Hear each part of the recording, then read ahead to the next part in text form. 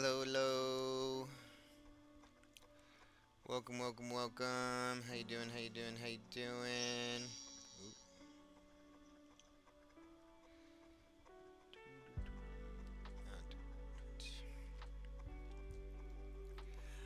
I hope you all are having a beautiful, warm summer day. I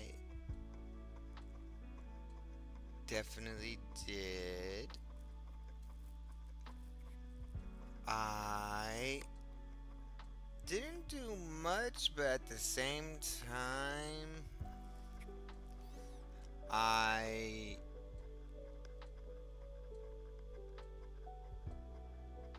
feel like I did. It was all like political. I went to Telerico's campaign rally, um, and I just fought on Twitter all day about Telerico.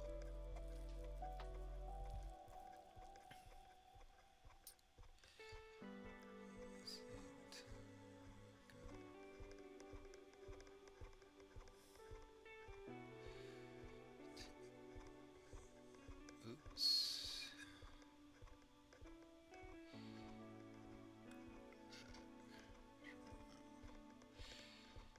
Twitch. Wing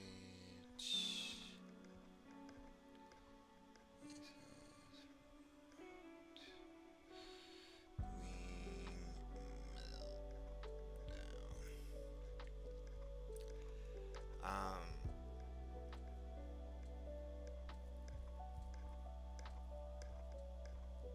I think that we are legit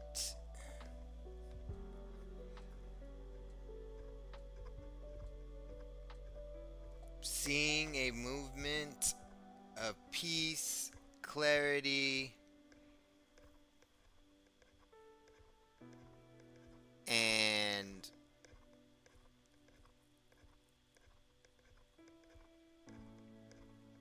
progress coming to the United States. I think that is in our future. How far into our future that is, I think, comes down to how many people participate in November. How many people participate in November and how resistant Trump is. And I think we do still see him fuck around and try to do something bad with the midterms or go full dictator and just like cancel midterms, something like that. But I think we survive it. I think we get through it somehow, some way. Sun comes out tomorrow, but anyways, let's get into it. The right wing, pro-Israel, MAGA fuckers, they all freaking out. They feel the pressure. They feel the power, the money, the grift slipping through their fingers, and they're just clawing on for dear life. Absolutely lose me. 100%. All right, Julian, we're gonna jump topics a little bit, but Thank just want to, God.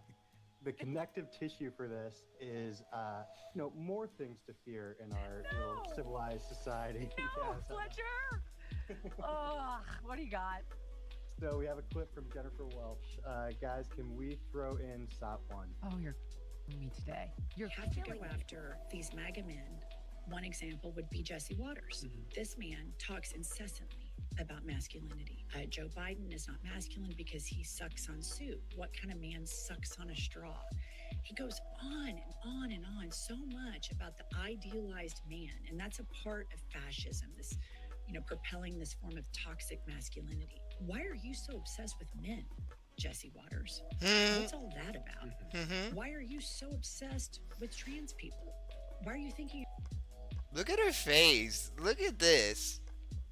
like these are all valid questions. It's like, oh, you're so masculine and stuff, but you're always talking about stupid, unmasculine shit. It's like, who cares how they eat their fucking soup? Who cares? Like, a man is supposed to protect the people that are being bullied.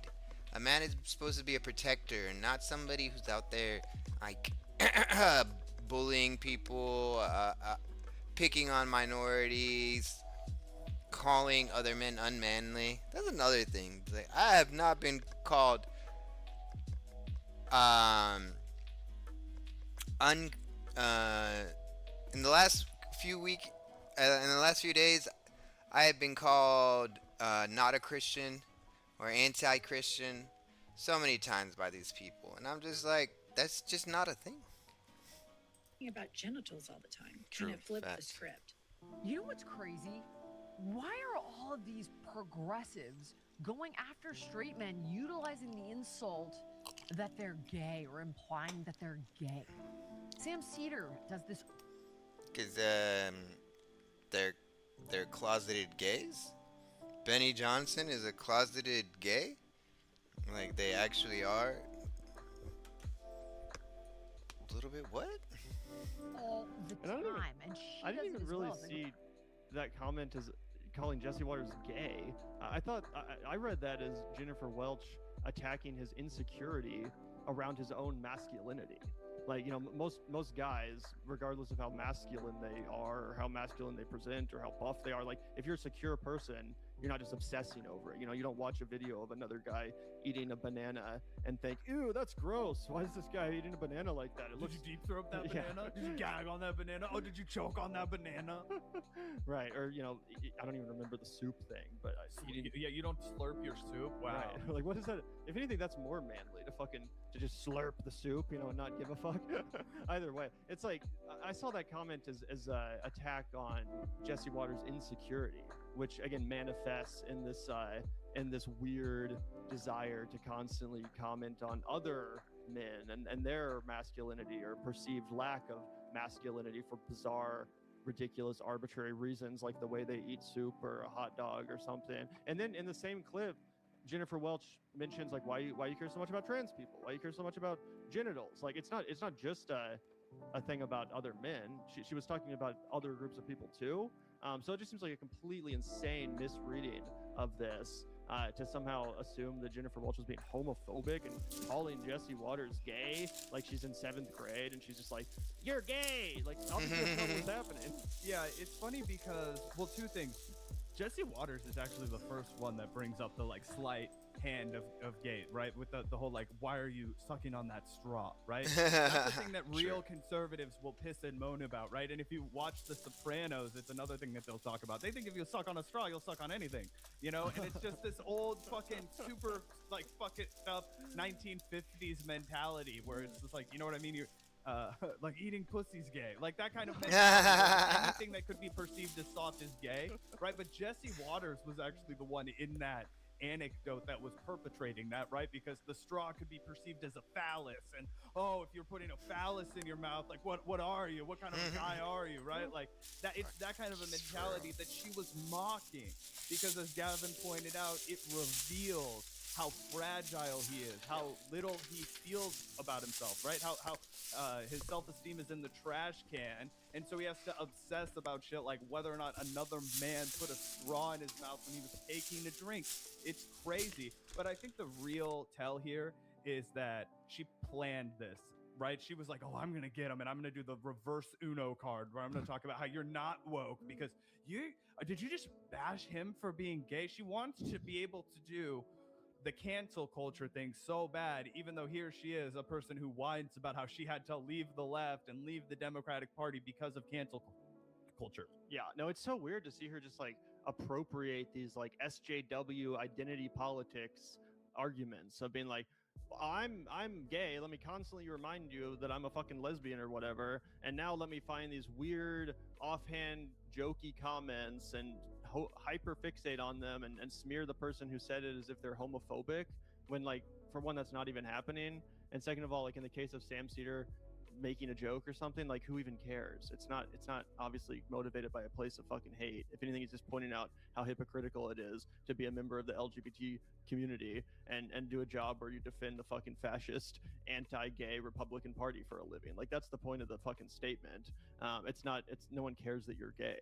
But either way, let's hear Jennifer's comments one more time, just so you guys can see exactly what we're saying here and how it's not even what's happening at all. Like Jillian's just completely lying about this. Talks incessantly about masculinity. Joe Biden is not masculine because he sucks on soup. What kind of man sucks on a straw? He goes on and on and on so much about the idealized man, and that's a part of fascism. This, propelling this form of toxic masculinity. Why are you so obsessed with men, Jesse Waters? What's all that about? Why are you so obsessed with trans people? Why are you thinking about genitals all the time? Kind of flip the script. You know what's crazy? Why are all of these progressives going after straight men, utilizing the insult that they're gay or implying that they're gay? Sam Cedar does this all the time, and she does it as well. It's like, oh, why are you so obsessed with men? Like, what's the implication? That he's gay and you're implying that's a bad thing? You're trying to use it as an insult? The absolute... Yeah, they're right. She is just trying to use these culture wars. She's trying to cancel them for implying that they are implying that they're gay.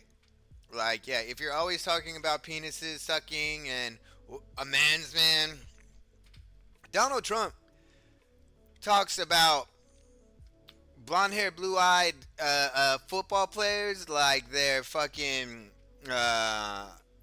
goddesses, you know? He's like, oh man, that's a good looking man over there. Like, that's a sight.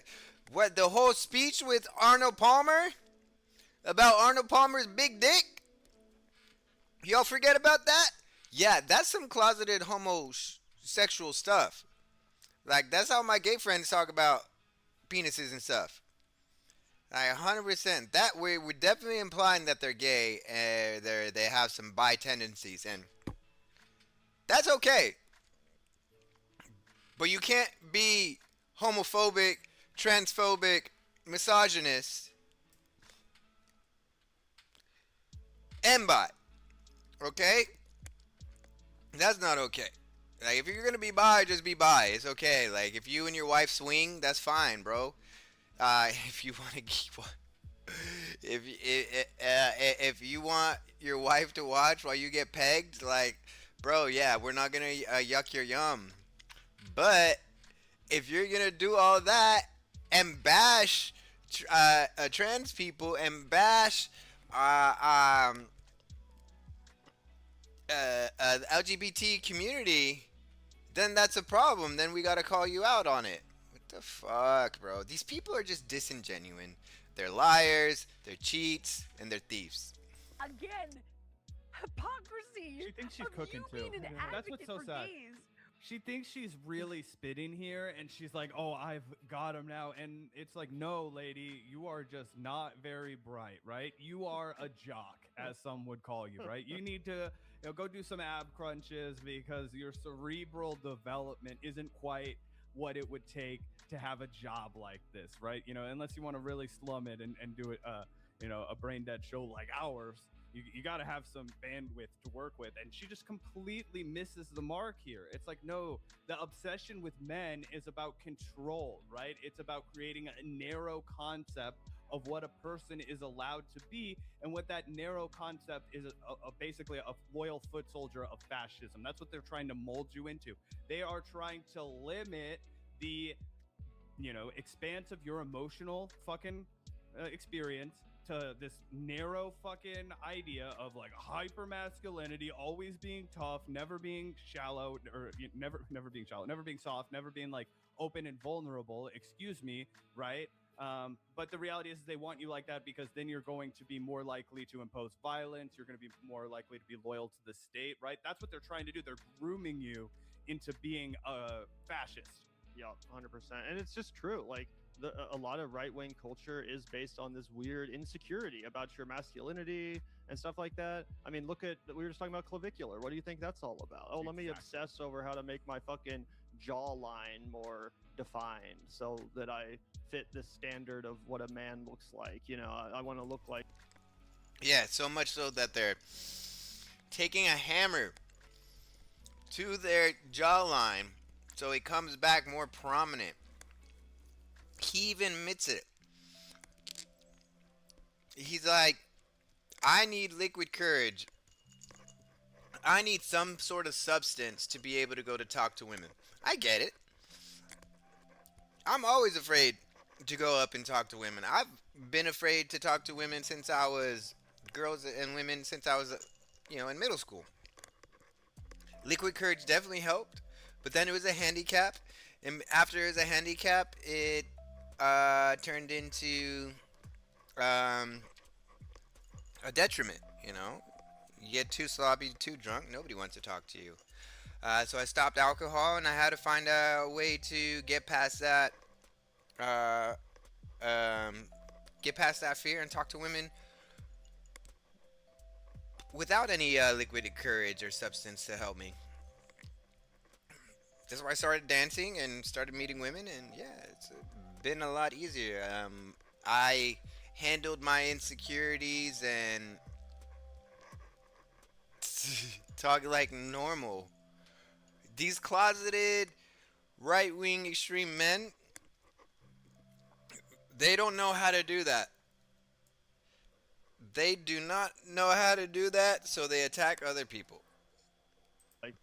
The one of the guys from 300 or something. Like, it's like, why are you even fucking so focused on that? You think women care that much? I think they'd rather date someone with a good personality and who treats them with respect, and then has an interesting personality, not someone who's fucking smashing their jawline with a hammer and taking meth to look smacks and mog and shit like that. It's like that's the point being made, and it is fucking fascist. It's fascist as shit.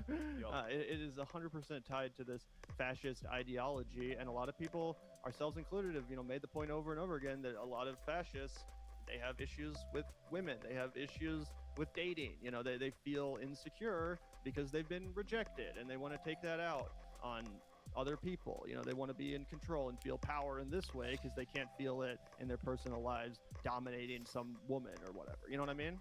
Oh yeah. So let's watch a little bit more of this pathetic fucking cope from Jillian Michaels. Again, hypocrisy of you being an advocate for gays while using it essentially to insult a person who's conservative is. I don't think it's an insult. I'm just calling it like I see it. It's like you're gonna say, "Oh, macho man, I'm a macho man, masculine," but then you're always talking about sucking dick. It's like that's not. No. That's not. Just staggering to me. But for all of this woman's talk about progressive empathy, her rhetoric exposes the repulsive truth of modern resistance politics because it's always driven by a deep, visceral contempt for rural and working class Americans. Because when a movement's primary message consists of calling ordinary people fascists and idiots and deplorables. It's so Ordinary people. These are not ordinary people. They're not fucking ordinary people. These are weird. Jesse Waters deflated the tires of a woman he was interested in so that he had to give her a ride home and so he could get her number. That's creepy shit. That's weird shit. That's toxic masculinity, all right? Donald Trump talked about how big Arnold Palmer's dick was. That's fucking weird. We could call that shit out all fucking day. While y'all call us fucking not Christians, what have it been called today? Demonic Democrats. What else do y'all call us? You call fucking Memdania Jihad? Like, Jesus Christ. Y'all call everybody all sorts of names. Donald Trump's so amazed at himself because he's been able to, the Democrats. It's like, you see what I did there? I just added a B to Democrats. Fuck, bro. You're awesome. They call Tellerico a call him gay, vegan, baby killer, but you're upset that we're calling out a straight man who talks an awful lot like a gay man. Shut the fuck up, Jillian. Oh, I just want these people to shut the fuck up and don't vote. Like two things from these type of people: shut the fuck up, don't vote. Yes, she is just regurgitating shit she's heard from other people. I would be charitable and say maybe that she read somewhere else, but probably just watched on some other boomer ass fucking talk show. I'm serious. Did she just turn on Dave Rubin and you started borrowing his lines? I think literally yes, that is what she does. I can't help but notice this is the tired. They're actual friends, Zach. I mean it's indistinguishable from that like Blaze TV last death rattle of like I'm an old school kind of conservative, right? Where I used to be a liberal, but then they lost me because they're actually hate mongers, and everything you've ever been told about them by Fox News is correct. They're devil worshippers, and it's just clear that she doesn't have a unique POV at all. Also, where's she coming to the shit like, oh, it's so, indicative of the Democrats to go after just working class men. I think she was talking about Jesse Waters. Working class hero, Jesse Waters. Not some like rural ass fucking corn farmer or something. Like, what is she even fucking talking about here? That's not what Jennifer Welch was talking about. She was talking about like people like Jesse Waters and conservative thought leaders who aren't fucking rural farmers and shit. Well, Jesse Waters, he loves to farm, and in his off days, he's always operating the tractor. It's just such a fucking lie. It's such a fucking lie. And I think Jennifer Welch and Angie Pumps, they've actually done a pretty good job of, covering, men's issues and the male loneliness crisis, and like covering that through a very sensitive and understanding and fair lens. It's not like they just come out here and start shitting all over men, like demeaning them and their problems. No, they've taken that quite seriously, and it's great to see. Yeah, absolutely. I feel like one of the real annoying things is when people who are trying to be ultra woke, they'll be like, oh, there's no men's crisis. Men are just finally accountable for their actions now, and they're all throwing a fit. And it's like, actually, no young men can get jobs. Like, the suicide rates are through the roof. There's actual real problems because none of them were taught how to process their emotions, and that's difficult for people. And, we can talk about that without excusing the patriarchal past and also the lingering elements of patriarchy that still exist in our society. And I think it's really important, as you mentioned, to have grown women, people who, I don't mean this in any way that is disrespectful, but that kind of read like moms, right? Like when I see Angie Pumps, when I see Jennifer Welch, when I see Crystal Ball, to me, I'm like, oh yeah, that's like a mom. That's like a maternal aged person. And so it's easier, I feel like, to get advice from somebody in that age, in the same way it is from like guys like Joe Rogan, right? It's like the woman equivalent of that person who's in the like father era of their life, that maternal era of their life. You know what I mean? It's easy to get advice from them, whereas like the advice that you would get from some idiot like Clavicular is going to be dog shit. Yeah, 100%. Sweet. And working class Americans. Because when a movement's primary message consists of calling ordinary people fascists and idiots and deplorables on a comedy podcast, no less, it proves that you have zero interest in understanding the economic alienation, the wage stagnation, the institutional betrayal that drove these men away from the Democratic Party in the first place. And again, I'll point out the irony. This is a woman who punches down from a position of exorbitant. How is that punching down? If anybody's punching down, it's fucking Jesse Waters. All right? Jesse Waters loves to pick on minorities and marginalized groups. That's why he picks on gays, LGBTQ, and fucking trans people all the time. But Jesus. Oh my God. Jennifer Welch is not a national televised woman. Jesse Waters is a nationally televised man. Oh my God. Economic privilege, white privilege, I might add.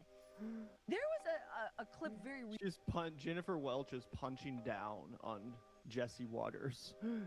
Coastal elitist Jennifer Welch, who's from fucking Oklahoma, by the way, punching down on powerless working class rural man Jesse Waters. Like, what the fuck? So fucking, just a straight up lie. recently that I saw. We'll pop it in right here of Scott Jennings talking about how very few men left in America are Democrats. Let's show that. I let's see.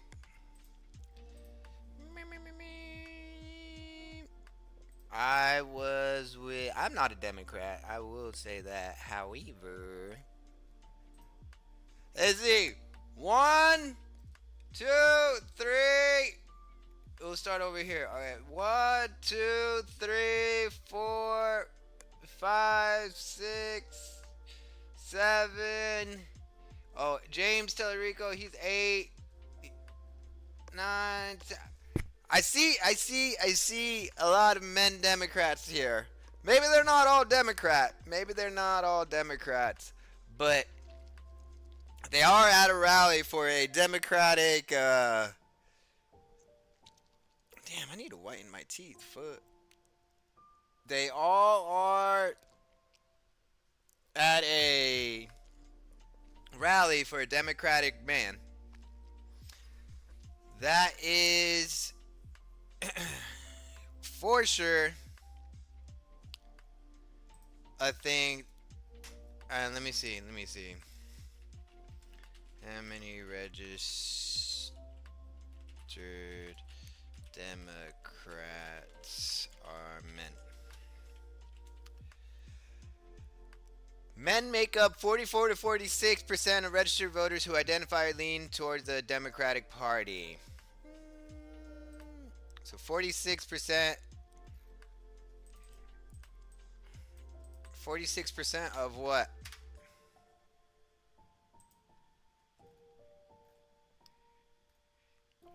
%70 are registered to vote. How many Democrats?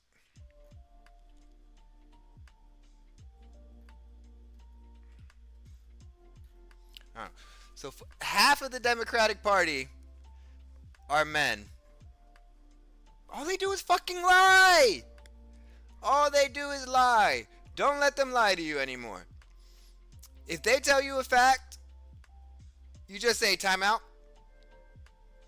I don't believe your fact. We're going to Google it right now. ChatGPT this bitch. Alright? We are going to find out if that's true or not. Do not let them skate out of their lies. And then she goes on to react to this idiot.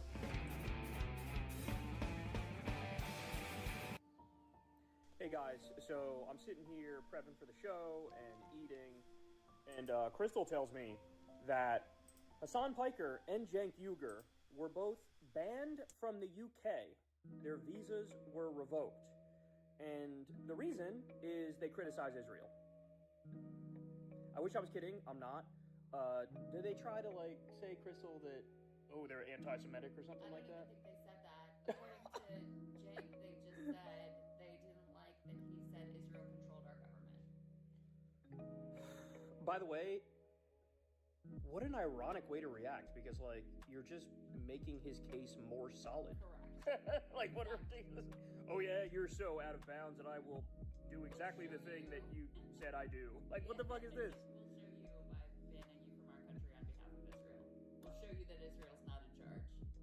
Now, at the same time, Bezalel Smotrich, the genocidal freak from Israel, one of the top government officials, who said, like, all of Gaza should be destroyed. I mean, he's got, you know, a litany of horrendous, disgusting statements. He was just in the U.S., in New York, for the Israel parade.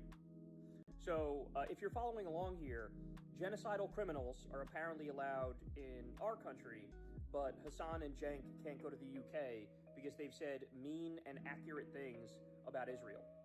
So, I mean, look, man, this is one of those things where it's like, the West, whatever the fuck that means, we're not free. We're not free. It's ludicrous at this point to call us free. Whether it's, you know, going after Rumeysa Ozturk and Mahmoud Khalil, going after the people who made jokes about Charlie Kirk, the 1,001 ways. This is, I think, a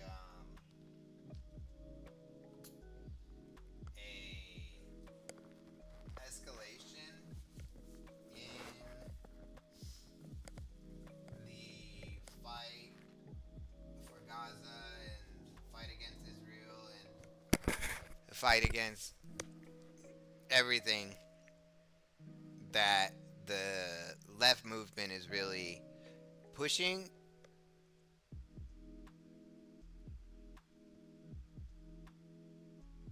And it just goes to show you Israel still has a grip over many, many governments.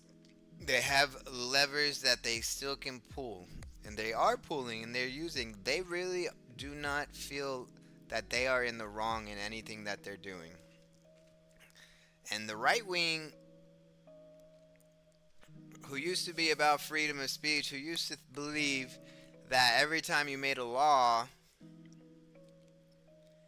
you were taking away somebody's rights, is now cheering on the federal government going after people for political views and speech, and cheering on government for denying visas, canceling visas, revoking visas, and kicking people out for for things they said.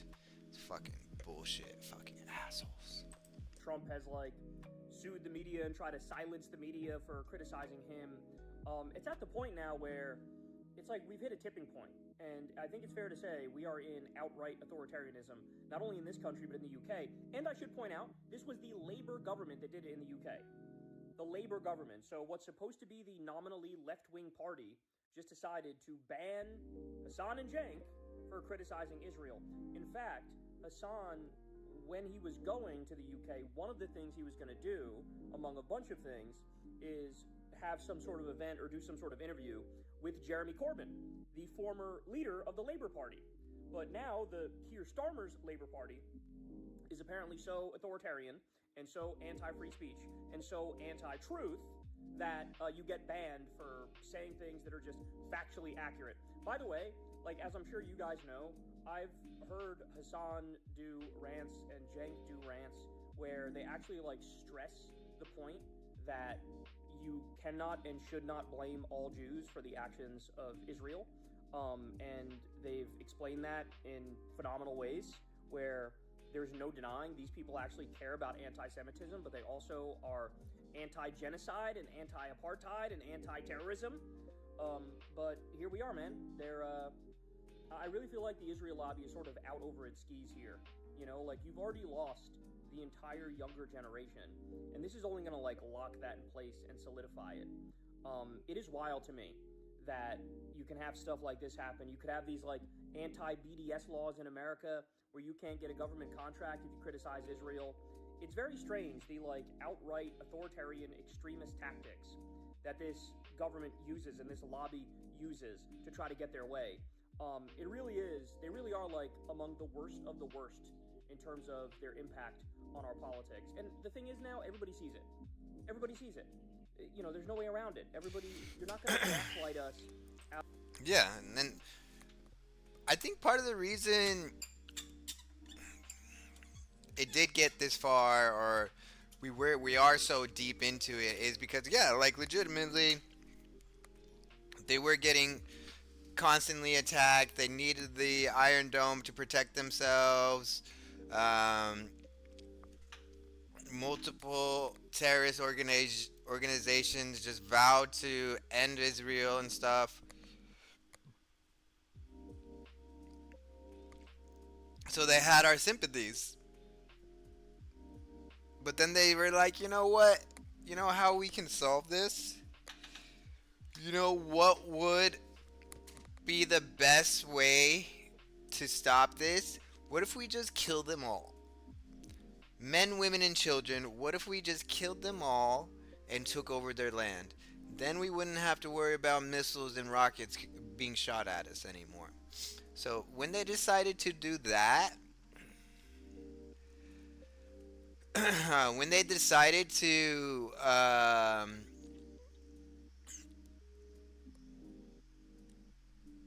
just massacre their neighbors and and bulldoze their cities, that's when we're like, hey, you know what? That's not an appropriate response.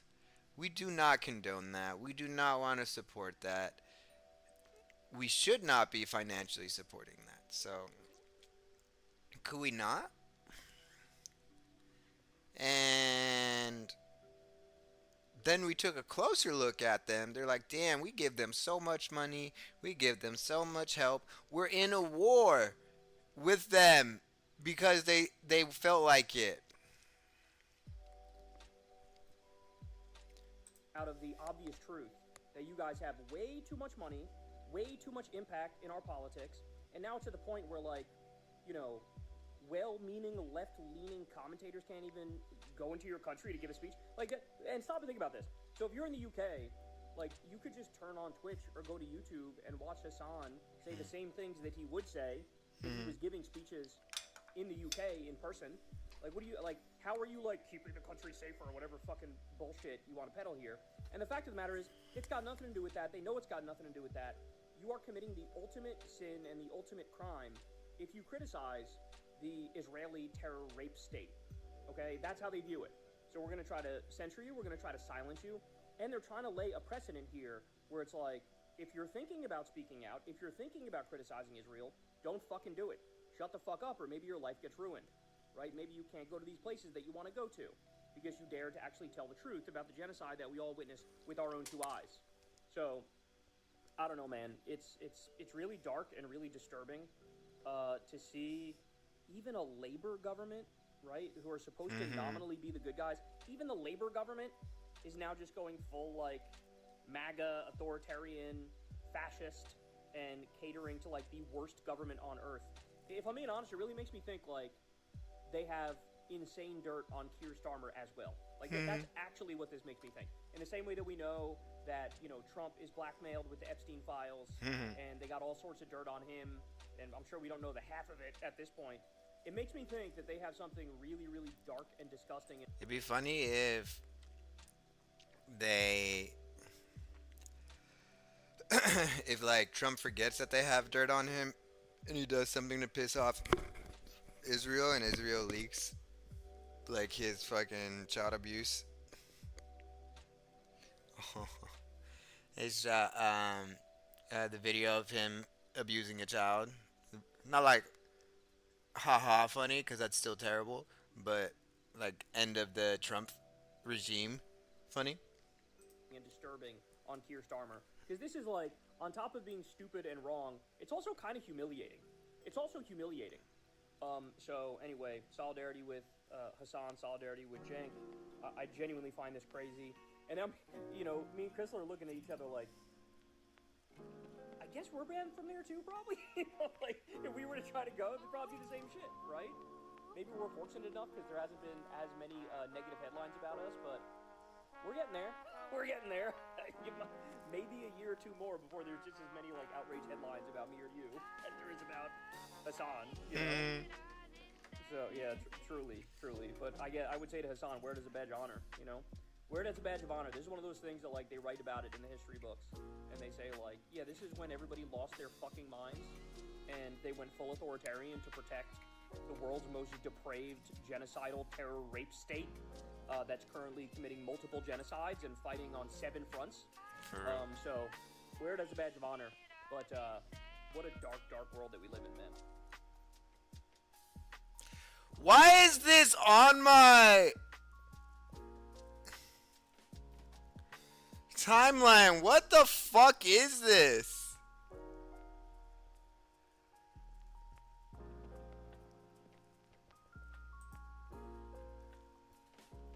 I don't want this on my timeline. Should I report this? That's disgusting. I don't like it.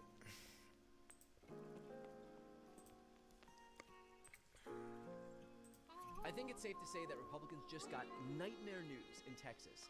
So the GOP has been contending with one problem after another in that. Damn, Brian.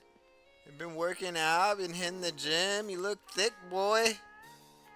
Alright. I mean, you look thick, my guy. Sorry. Damn, got that rugged look. Look at the hair. Are you trying to be Superman? Damn. What's not masculine about this Democrat? What's feminine about him, Jesse Waters? What is he stuck on?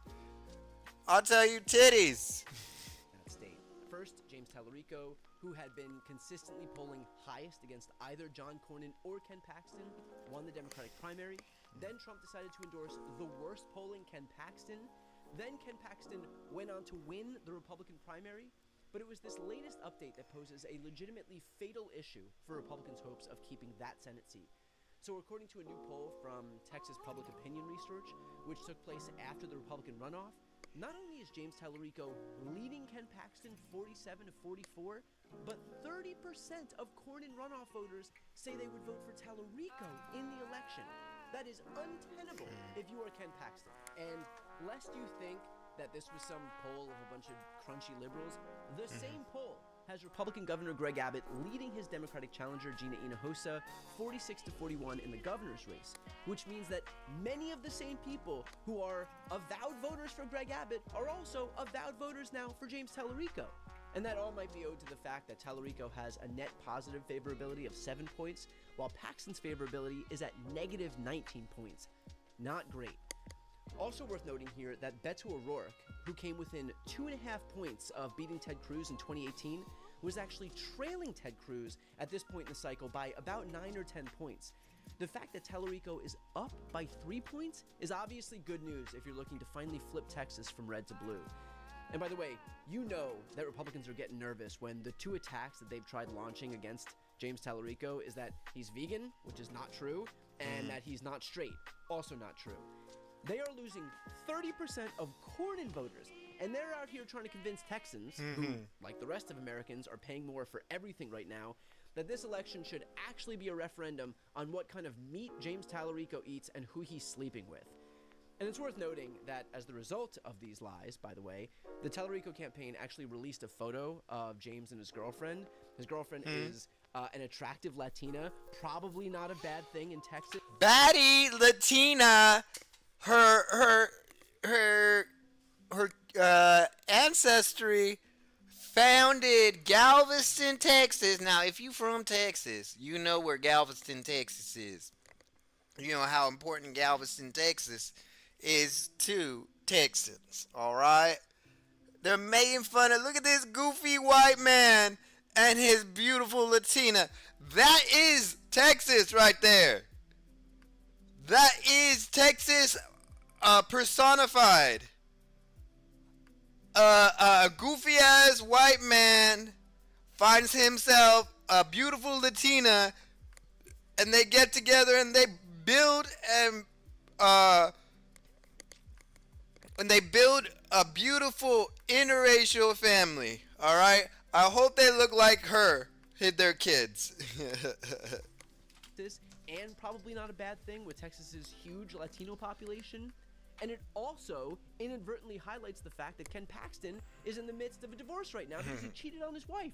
So I don't know. If I was the Republicans, I would consider maybe not making this election a referendum on the personal lives of the 2 candidates. But that's just me.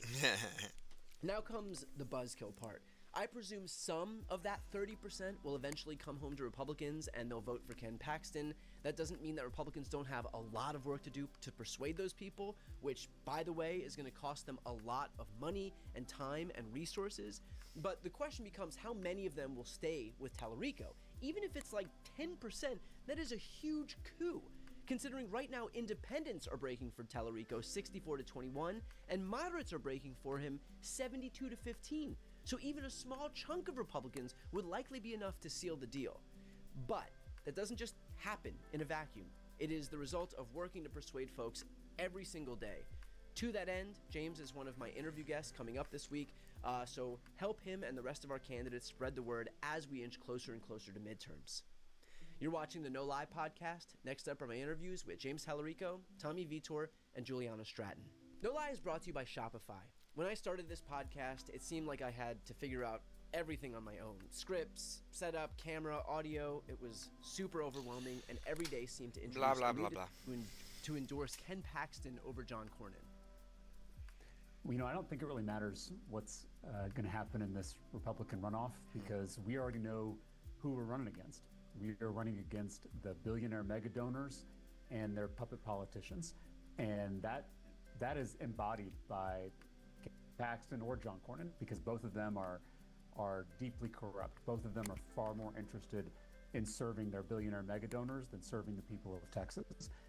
And so our campaign is bringing people together across the state, across the political spectrum, to confront this broken, corrupt political system that both Paxton and Cornyn epitomize. And can you give a little bit of an indication of like some conversations you've had with Republicans or independents or non-voting Democrats, whatever it may be in your state? Because I think, obviously to win statewide in Texas, you're going to need support from across the political spectrum. But I'm just wondering what people have been saying to you, anecdotal though it may be, that would give an indication of what the general feeling among Texans is. Yeah, I've been traveling to every corner of the state, red areas, blue areas, purple areas alike. I've gone from Beaumont in far east Texas to El Paso in far west Texas. I've traveled from Amarillo in the Panhandle all the way down to Brownsville in the Rio Grande Valley and everywhere in between. And we've had tens of thousands of Texans showing up to rally with us at these events. We keep having to move venues because there are so many people interested in this movement that we're building. And I can't tell you the number of people who come up to me at the end of these events and whisper, "I'm not a Democrat." Like they're in the witness protection program or something. And they all think they're the only one, but after you have, dozens of those conversations at every event, you start to realize that this is a bipartisan backlash against the extremism and the corruption in our government and our politics. And so I think we're building something really special here on the ground, and you see it, in the polling results. So it's not just anecdotal. We are seeing, in every public poll that's come out in recent weeks, that we're leading both Ken Paxton and John Cornyn. And so we are, for the first time in Texas, in a position to actually win statewide, transform this broken, corrupt political system, and change American politics in the process. And what does that look like, changing the American political system? Like, if Democrats are able to bring about a majority in the House and Senate, ultimately get control of the White House, what does a new iteration of not just the party but our system of government look like? What would you want to see done that we haven't been able to accomplish thus far? There are so many issues that we have to tackle once we have a Senate majority, but I would say the number one issue should be comprehensive political reform.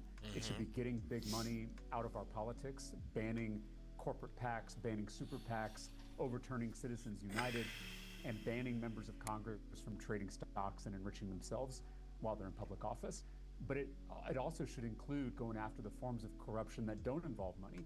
I think we need a national ban to end gerrymandering once and for all, so that we can have free and fair elections in every community, red communities and blue communities alike. So I think those kinds of political reforms are necessary to fix the system itself, because until we do that, we're not going to make progress on education, on healthcare. We're not going to bring down the cost of housing, the cost of groceries, the cost of gas. We're not going to create good paying jobs for the people of Texas, the people of this country. So political reform, I think, has to be our top priority. And by the way, that's self-evident, because we have so much corruption It's a different that hair the Trump administration and these politicians are swimming in right now. Yes. And the results, or lack thereof, are a testament to exactly what you... For real. The corruption, the depravity, the absolute lunacy of the right wing of the Republican Party, it cannot be allowed to continue as is. All of our problems and inflation, housing crisis, energy crisis, water crisis, all can be tied back to the Republican Party. Their policies, their tax breaks, their deals with corporations to sell out the American people have brought us to this fucking point. All right, let's go. Donald Trump is having one epic meltdown after another. And I think it's time that someone steps in and just throws in the towel. Brando, you still sick, Brando? You need some honey, some whiskey, and some tea.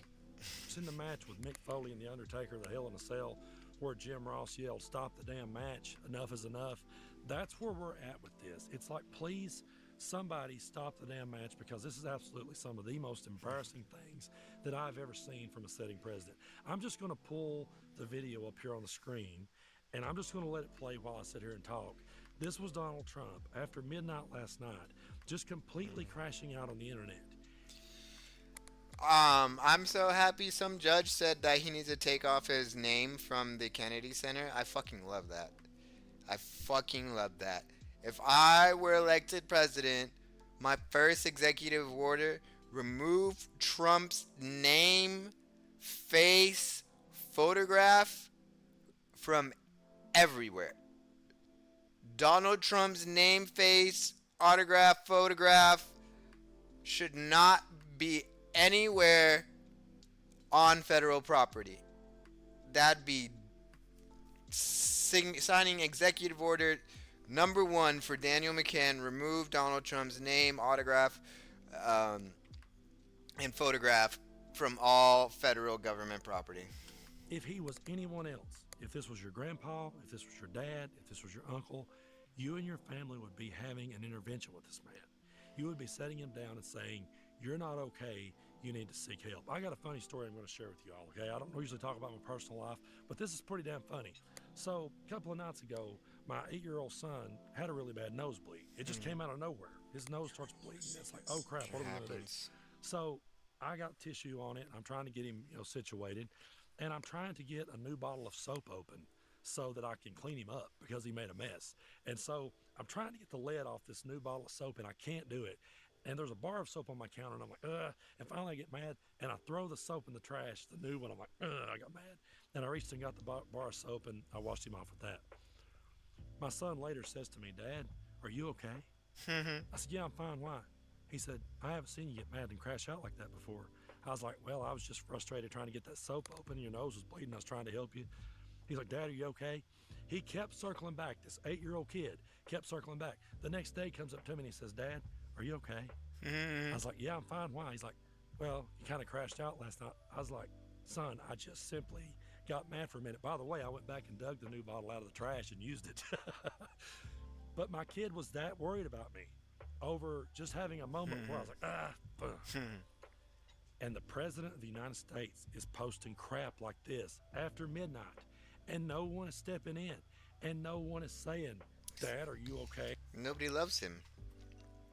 Nobody loves him enough. And he doesn't love anybody else enough to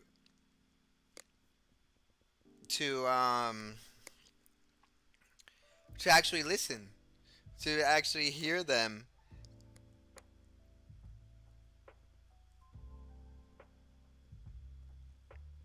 To actually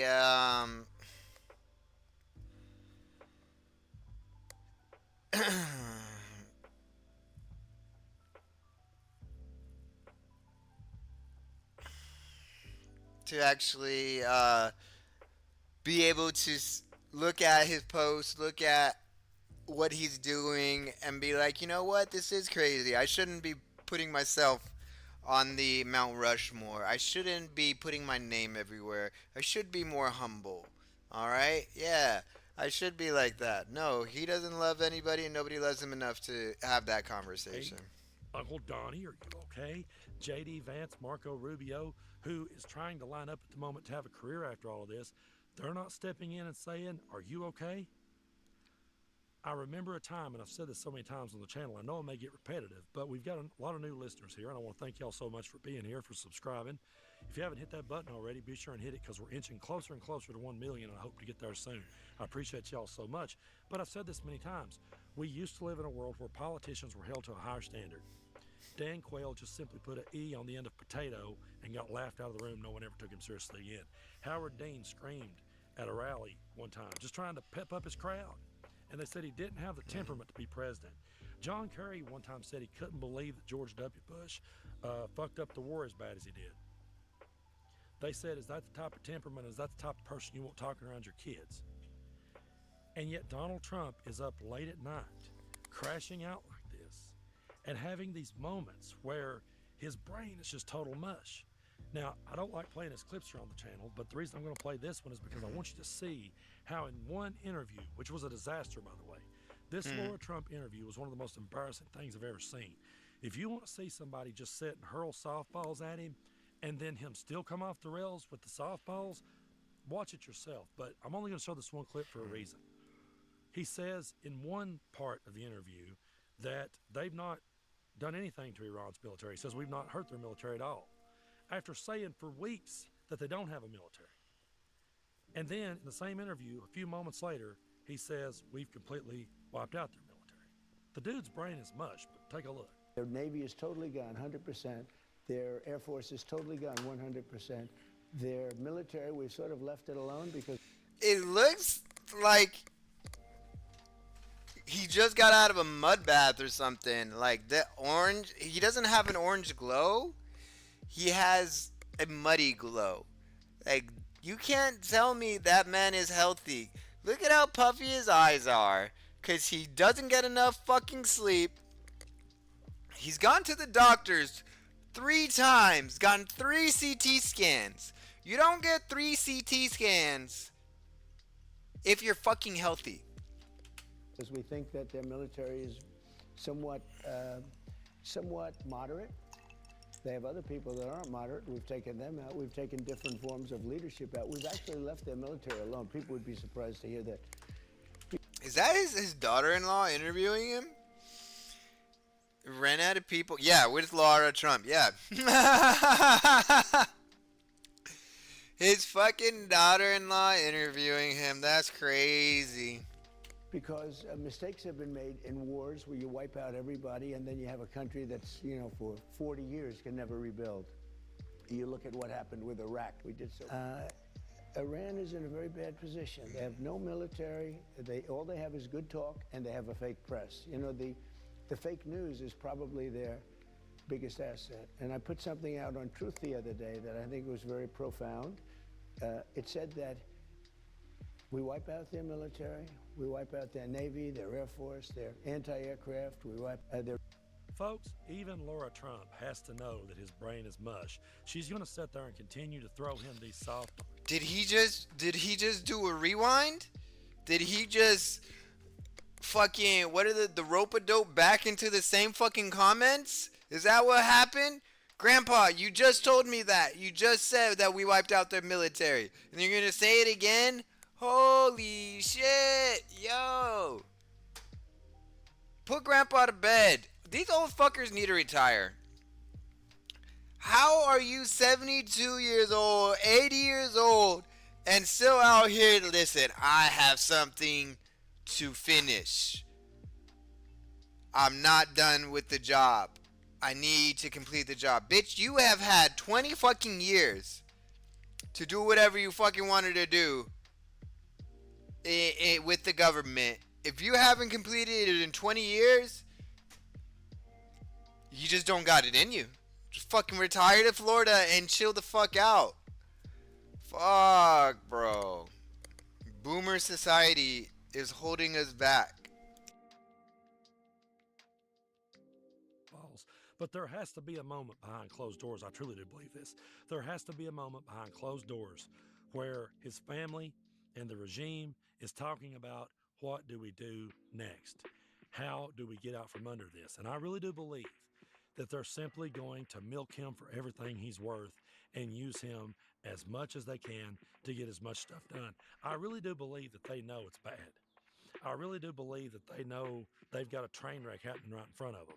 But they just keep going to bat for it. They keep trying to normalize it. They keep trying to same-wash it, which is why we have to be here to always call it out for what it is, and it's absolute insanity. This is a guy that has went completely off the rails. And I'm going to tell you the real reason why Donald Trump is going completely off the rails. Now, I'm not a health expert, so I can't sit here and really give an opinion on his mental status from a medical perspective. I'm not a doctor, so I'm never going to be sitting here giving medical advice or saying, I think this is what this is from a medical standpoint. But I really believe more so than anything else, you can blame it on some sort of cognitive issue that he has, and you probably got a case. But I believe more than anything, Donald Trump is a cornered, wounded animal. I think he knows he's beat. I think he knows he's not going to be able to go much longer. I think he's lashing out as hard as he can, and I think he's willing to take this entire country down with him as he goes down. Because we saw the meltdown of the stuff he posted at midnight last night that I played at the start of this video. Before that, he had an epic crash out about the Kennedy Center and his name getting took off of it, and I couldn't even bring that rant up on the screen, it was so long. Then he crashed out over the musicians that won't play at his event and said he would do it himself and referred to himself as the GOAT. We can have the debate all day about his mental health. Yeah, the guy's insane. But I believe more than anything, he's a wounded animal who's cornered, and he has nothing. This guy has no ideas, no solutions, no way of going about fixing the real problems at hand. So all he can do is lash out, and that's dangerous. Because you have a man who does not care about this country, who only cares about saving his own ass. He's not going to work for the American people. If he was up past midnight working on this country's problems with a group of people around him and was actually fixing the problems, I would give him credit for it. But he's not. He's not doing anything that he ran on. He ran on affordability. Now he says that's a Democratic hoax, and we just made that word up. He ran on releasing the Epstein files, and you see how quickly he put that to bed. Told Marjorie Taylor Greene, I can't do that. That would hurt my friends. People will get hurt if we put those things out. Got us into another useless war that's never going to end. And we've lost that war, by the way. I really hate to say that, but that's pretty much it in a nutshell. We've lost that, and they're just trying to figure out how to put some sort of spin on it. I don't even, I mention the war. If you'll notice in my videos, I sort of mention it in passing because it's a mess, but I don't trust a word that comes out of Donald Trump or Pete Hegseth's mouth about it. For the first time in my life, when they say something about it, I'm going, well, we'll have to wait to see what Iran says about it. Really have to wait and see what Israel says because they're the ones calling the shots here. So let's just wait and see. I don't trust anything they say. But this guy got us into such a mess now, and he does not care about that mess. He said he didn't care about Americans' financial situation when he's making decisions about Iran. He doesn't care about it, doesn't even think about it a little bit. So as he's going down, he does not care to drag us down with him. And all this stuff that he's melting down about, what I would say to the MAGAs who's held into the end of my videos, and folks, they do. MAGA listens to my videos up to the end because I will have them reach out to me and message me about something I said at the 8 or 9 minute mark of my video. So I know some of you are still here. I understand you may enjoy flexing at us over this UFC event, over all the bullshit that he's melting down about. Maybe it gives you some sort of weird thrill. I don't know how. How is it helping you put food on your table? How is it helping you pay your bills? How's it helping you put gas in the tank? How's it helping you take care of your family? How's it helping you take care of your health? Really stop and think about that. I've told this story many times on the channel, but for those of you that are new, I'll tell it again. Back when I was a kid, both my grandfathers were Republicans. My uncle on my mom's side was a Democrat. He used to argue with my grandpa, which was his dad. They used to argue back and forth, kind of like Archie Bunker and Meathead, although I will say that my grandfather was nowhere near as narrow-minded as Archie Bunker. They just argued politics, but my grandfather was not the over-the-top Archie Bunker type. He just was an old-school Republican. They would argue politics. So after my grandpa died, I would think about the fact that, hey, my grandpa was a Republican. He's a World War II veteran. He was a Republican. These were his beliefs. And I talked to him a lot as a kid about things, so I always had his thoughts in the back of my mind. But I saw Lamar Alexander here in Tennessee going around making these commercials where he had on jeans and a flannel shirt, and he was talking about morals and values, and he seemed like a good dude, and he seemed to be talking to the working class. And I go to my uncle, and I was like, hey, I know you're a Democrat, but Papa was a Republican, and this guy here's a Republican, and this guy here seems like he really cares about the people of Tennessee. And my uncle said, you think he does? I said, well, it seems like he does.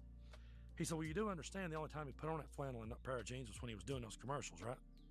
I was like, no. He's like, let's look at his voting record. And back in the day, we didn't have Google the way we have now, so it took him a while to find it. But I remember we go to C-SPAN, those screens. He started showing me all the things that Lamar Alexander voted for against working people here in Tennessee. And I remember feeling so insulted. I remember feeling so played when my uncle laid out that evidence in front of me. My uncle's no longer with us, and I miss him so fucking bad because...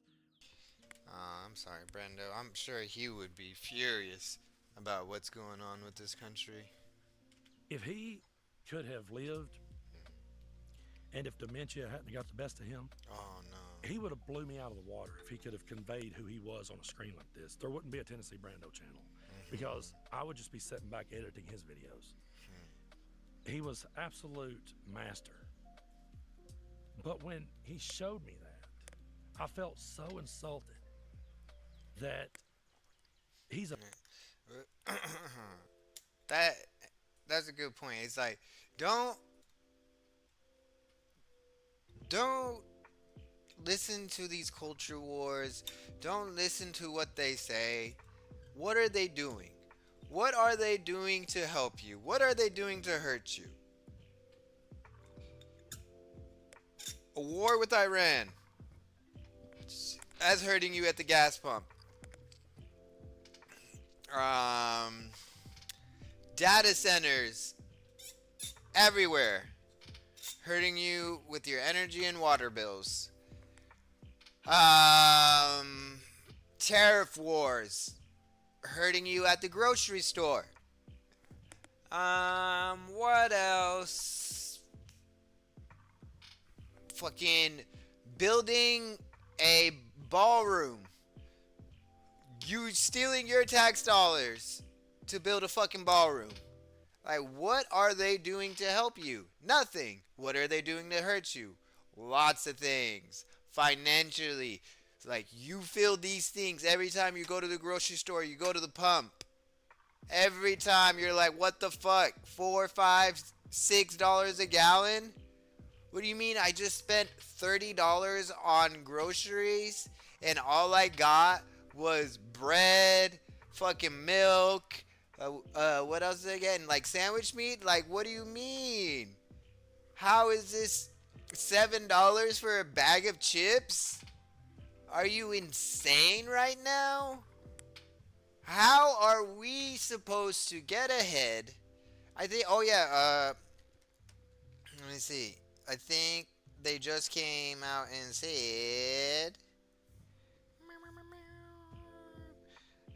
inflation now outpaces paychecks per CNBC. Iran war costs. Average U.S. household paying $450 more on gas and energy now. They have extracted an extra $450. That's a plane ticket. I could go home from Phoenix for a weekend and $450. Back in the day, 2 years ago, I could. Now I can't. Now it's $600. And I don't have an extra $450. I do. I don't have an extra $450, or I don't have an extra $600 to buy that plane ticket because I'm paying $450 extra in my energy and gas bills because of this Iran war. Why are we at war with Iran? Because Israel told Trump that we need to be at war with Iran. Holy shit. Don't listen to what they say. Look at what they do. How are they helping you? How are they hurting you? It's a big part of why I sit down here every day and try to point it out to you all. It's like I could never do him justice, but I could carry on what he taught me, which is to look at how people are playing you. Look at how people are insulting your intelligence. Donald Trump has insulted my part of the world and pissed down our throats, and I'm fucking sick and tired of it. And you all can sit back and think he's some kind of strong man. He is the weakest, most fragile, toxic individual I've ever seen. There's nothing strong about him with his fucking fake tan, his fake comb over. The guy's a disgrace. And the fact that people around here will put him on a pedestal, I don't know where my grandfathers would have landed today politically. But I know that Donald Trump is everything that my grandfathers would have slapped my fucking teeth out of my head for doing. I know that. And to any of my cousins that's watching this video, I want you to know my papa Fusen would have stuck his foot in your fucking ass. Woo! My papa was going. We gotta rewind that one. We gotta rewind that one. I heard that and I love that. 1 second. Let me finish it. And inflation now outpaces paychecks. Cousins that's watching this video, I want you to know that Yes, I love this. And my cousins, my sisters, my nieces, my nephews watching this shit, I want you to know. I want you to know what Peapod, we actually call our grandpa Papa. I want you to know what my Papa would do. His Peapod and my Papa, they from the same generation. All right, they definitely got the same type of leanings. All right. Slap my fucking teeth out of my head for doing. I know that. And to any of my cousins that's watching this video, I want you to know my Papa Fuson would have stuck his foot in your fucking ass if you would have acted like Donald Trump. He was a little sawed-off dude that would not have took that shit, and you know it. So you can sit here and prop him up all day, but you'll never know how bad it pisses me off. And every time at my grandfather's grave, I apologize for the fact that people are so fucking stupid. Folks, Donald Trump. I felt that. That's exactly how I felt. It's like my grandpa. If my grandpa was around to talk to my sisters, and they talk to me, how they talk to my grandpa, how they talk to me about politics. Oh my Jesus! Oh my, he would have got his gun. He would have got his gun and been like, listen. You are a Mexican. You may not be brown skin, but you live with the brown people south of Van Buren because we grew up in segregated Phoenix. The same people that they want to deport, those are our neighbors. Those are our friends. Those are our family. Okay? When they talk about, oh, the brown people need to go back to where they come from, they're talking about you. And we are not going to be on the side of people who want to treat us and our friends and our family less than human. No, ma'ams. No, ma'ams. You may not talk Spanish, and you may not claim to be Latinas, but that blood that runs through your brain veins runs through mine, and I'll tell you something, we're fucking Latino as fuck. So y'all need to act right, and if you can't act right, then just shut the fuck up, and don't vote against your fucking people. Whew. I personally don't think that any reporters should even be covering the White House at this point in time. I think that they should all just boycott this fucking guy and deny him what he craves so much, which is airtime. But I understand he's the president. You have to cover him.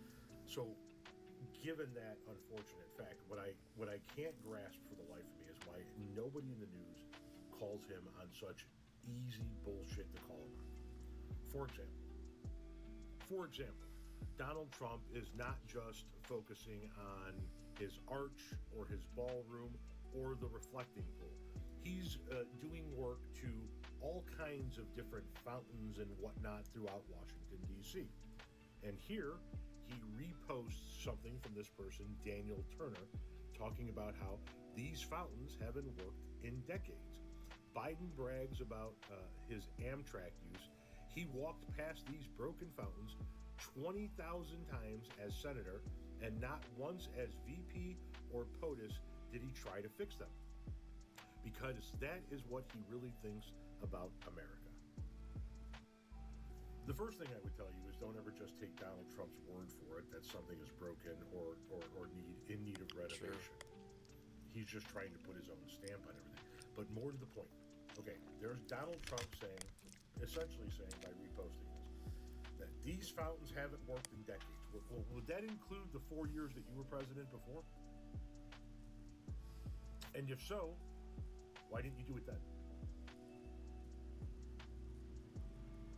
Why didn't you go through Washington, D.C. and slap your name on this and knock this down and redo this and fix these and build this the first time around? If these fountains have been broken for decades and nobody tried to fix them, that includes you, if we are to take what you're saying at face value. So why now? Well, because he knows this is his last go around. No matter what he talks about when it comes to 2028, he knows A, he can never run for president again, and B, he's probably not going to be alive long enough to enjoy another presidency. So this is his last chance to put his mark on every corner of Washington, D.C. East Wing, tear it down. We're going to build what I want there. Kennedy Center, shut it down, and we're going to renovate the inside of it. But that thing is going to be covered in gold, just like everything else is. Slap my name on the side of it. Build me an arch. Redo the reflecting pool. Fix these fountains. Lord knows what they're going to look like. This is his last go-around. This is his last chance to put his thumbprint on the nation's capital. There's going to be a lot. Donald Nah, Trump is I think he's.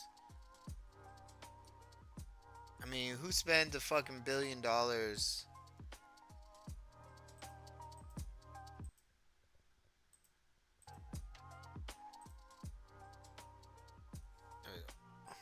Who spends $1 billion? All these renovations and stuff, and just then decides to leave. You know. Facing the FIFA World Cup disaster he feared the most. The World Cup is just a few weeks away, and each crisis is growing and growing, and each crisis seems to be worse than the next.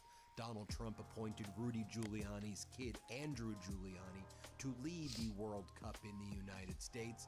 I'm sure that's going to work out well. And each headline from the past week or so is worse than the next. Whether it is the foreign boycott of FIFA, which could cost the United States upwards of $30 billion that FIFA promised. FIFA said that all of these cities that host these World Cup games were going to get rich. We're going to get so rich. In fact, the cities are seeing economic loss right now, and they are also launching investigations into FIFA's dynamic pricing, the so-called dynamic pricing that has resulted in fans being unable to afford the games, and it seems that there's massive price manipulation taking place. Whether it is ICE having a presence across the United States at FIFA matches, and Mark Wayne Mullen, Donald Trump's new Department of Homeland Security Secretary, bragging that ICE is going to be there. We're going to be looking into the behavior of foreign nationals coming into our country. We see people here in the United States boycotting ICE, and one of the reasons why we see so many people internationally boycotting FIFA, at least in the United States, is because of this ICE presence. But here was Mark Wayne Mullen, Donald Trump's new Department of Homeland Security Secretary, while he's not torturing migrants and torturing Americans, he's out there making videos like this, talking about ICE being in the World Cup. Can y'all just leave everybody alone? Why are you sending ICE to the World Cup? Here's what he had to say, though. Play this clip. Like, he's making a video about sending ICE to the World Cup? Is he fucking stupid? Is he a fucking idiot? Oh yeah, he is a fucking idiot. I forgot. Most of them are fucking idiots. Right-wingers are usually idiots. The right wing, the Republican wing, they fucking attract uneducated idiots like fucking Mark Mullen. He's gonna tell FIFA fans that, hey, just to let you know, we're gonna have masked men at the FIFA events, and they might take you away, and you might be detained for 6 months in fucking unhumane conditions, you know? That might happen to you. So just be prepared. Like, yeah, okay, I'm not going to the USA. The fuck? Why the fuck would I go to the USA to watch a soccer game if I might get abducted by masked men and stuck in a prison in inhumane conditions for 6 months? You're fucking stupid. You're an idiot. Why would you advertise this? What a lot of people don't think about when they start talking about World Cup is what about the counterfeit products that come in or the human trafficking? When you have crowds this big, criminal activities follow. Well, ICE and HSI are going to be out there every day fighting against the counterfeit tickets, human trafficking, drug smuggling, counterfeit products. They're going to be working hand in hand with CBP along the way. Now, I know there's a lot of acronyms there.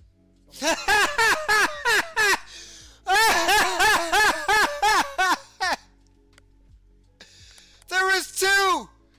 There was two! And we know what fucking ICE and CBP is! They're fucking violating people's rights and they're arresting people with legal status. They're arresting and detaining and arresting fucking US citizens because they said their social security card is fake. We know what the fuck ICE and CBP is, you stupid fuck! We're going to tell you what each one of them is. I mentioned each crisis getting worse than the next. We also see that states are launching investigations into potential criminality by FIFA and fraud by FIFA in manipulating prices, creating artificial demand where there isn't demand because there's this boycott, fabricating the demand to jack up the prices. You have New York Attorney General Letitia James, for example, launching an investigation into FIFA. The New Jersey Attorney General launching an investigation into FIFA, alleging that the International Football Association is faking the scarcity of the tickets to set impossibly high prices. In other words, there's no demand, that the demand for these tickets isn't as high as FIFA's claiming it to be, and FIFA's claiming it to be so high so they can charge exorbitant prices. This is what New York Attorney General Letitia James had to say. Play this clip. So exactly what information are you seeking from FIFA? So first, let me just tell you that this is the most expensive World Cup game in the history of World Cups.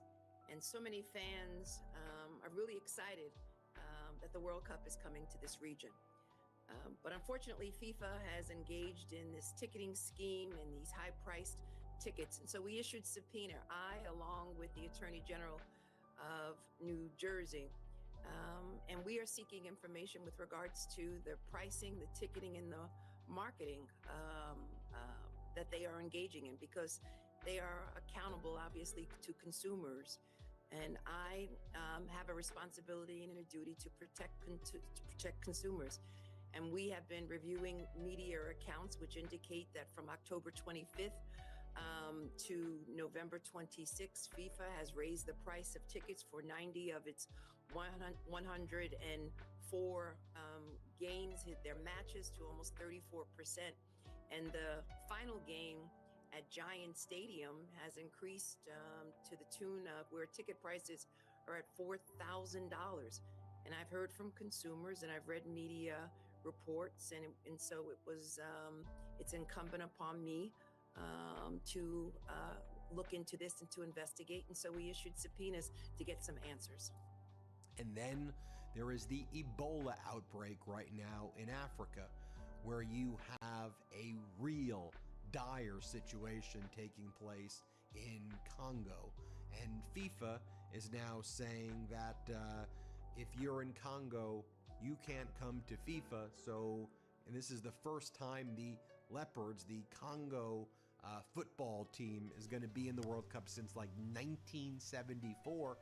And the Congolese fans were going to come to the United States. The Trump regime has now banned them from the United States. Iranians can't come here. The Iranians can't have their football game here. Mexico has to do it. We're such a disgrace. Congolese people can't come watch their team play in the FIFA World Cup in, 50 years? What the fuck? That's such a disgusting, depraved thing to do. And that's one of those things where you don't even have to do it. You don't have to do it. You could just not. You could just not do that. United States, and they're like, could we get a refund? And FIFA's not like, sure, you can get a refund. FIFA's like, we will determine it in due course. Seriously, that's what Gianni Infantino said. We'll determine whether you get a refund in due course. So as the Trump regime shut down all of its public health apparatus, shut down its CDC, shut down all of the detection of Ebola, and shut down USAID, and now there is an outbreak of Ebola in Congo. We also see it in Uganda, and I think they're downplaying their numbers. Over 1,000 cases, getting close to 300 deaths. What else? You have the United States not allowing anybody from like the Congo who may have been in contact with Ebola or contracted from coming back to the United States. The Trump regime is now wanting to set up quarantine facilities in Kenya to send Americans to Kenya to be treated, where we've apparently trained volunteers for 3 days, a 3-day volunteer training, and these are the That's people gonna go who are well. going to go to Kenya to treat Americans who get Ebola or who have Ebola from Congo. You know, we had like doctors, we had a whole public health apparatus to actually deal with Ebola outbreaks. All of this stuff was known. All of this stuff was planned for in advance. The Trump regime ripped. No, and Elon Musk literally cut Ebola virus prevention in Africa. He said accidentally, and then he said he was going to replace it. Don't think he ever put it back into place. Don't think he ever did. Now there's literally cause and reaction. He cuts Ebola virus prevention. There's an Ebola outbreak in Africa. They say measles vaccine is overrated or unnecessary, whatever. We have haven't seen this many measles in the United States for 50 fucking years. Ripped to shreds America's public health. Oh, and by the way, in Kenya, there were lawsuits filed by Kenyans saying, no, we don't want U.S. quarantine facilities in Kenya. Why are you doing this in Kenya? And so U.S. has been blocked for that. But now they're not allowing the Congo fans to show up in the United States. And now you'll have, even though there's a big boycott of FIFA, a huge amount of people still internationally from Africa and other places will be heading into the United States. So now it seems like this could be a mass spread event, potentially, and Andrew Giuliani and the Trump regime are like, don't worry, it's going to be okay. You have nothing to worry about. Yeah, we've heard this story before. It seems that with all these people coming here and a breakdown of our public health system, I don't know, it maybe is something to be a bit worried about right now, or we should at least focus on it and take it seriously and not ignore it. I'm going to bring in Nina Schwabe. Nina Schwabe, public health expert, professor over at Georgetown University, my alma mater. She's also running for Congress. I want to talk to her about this public health situation because I want to also know how this is going to impact FIFA.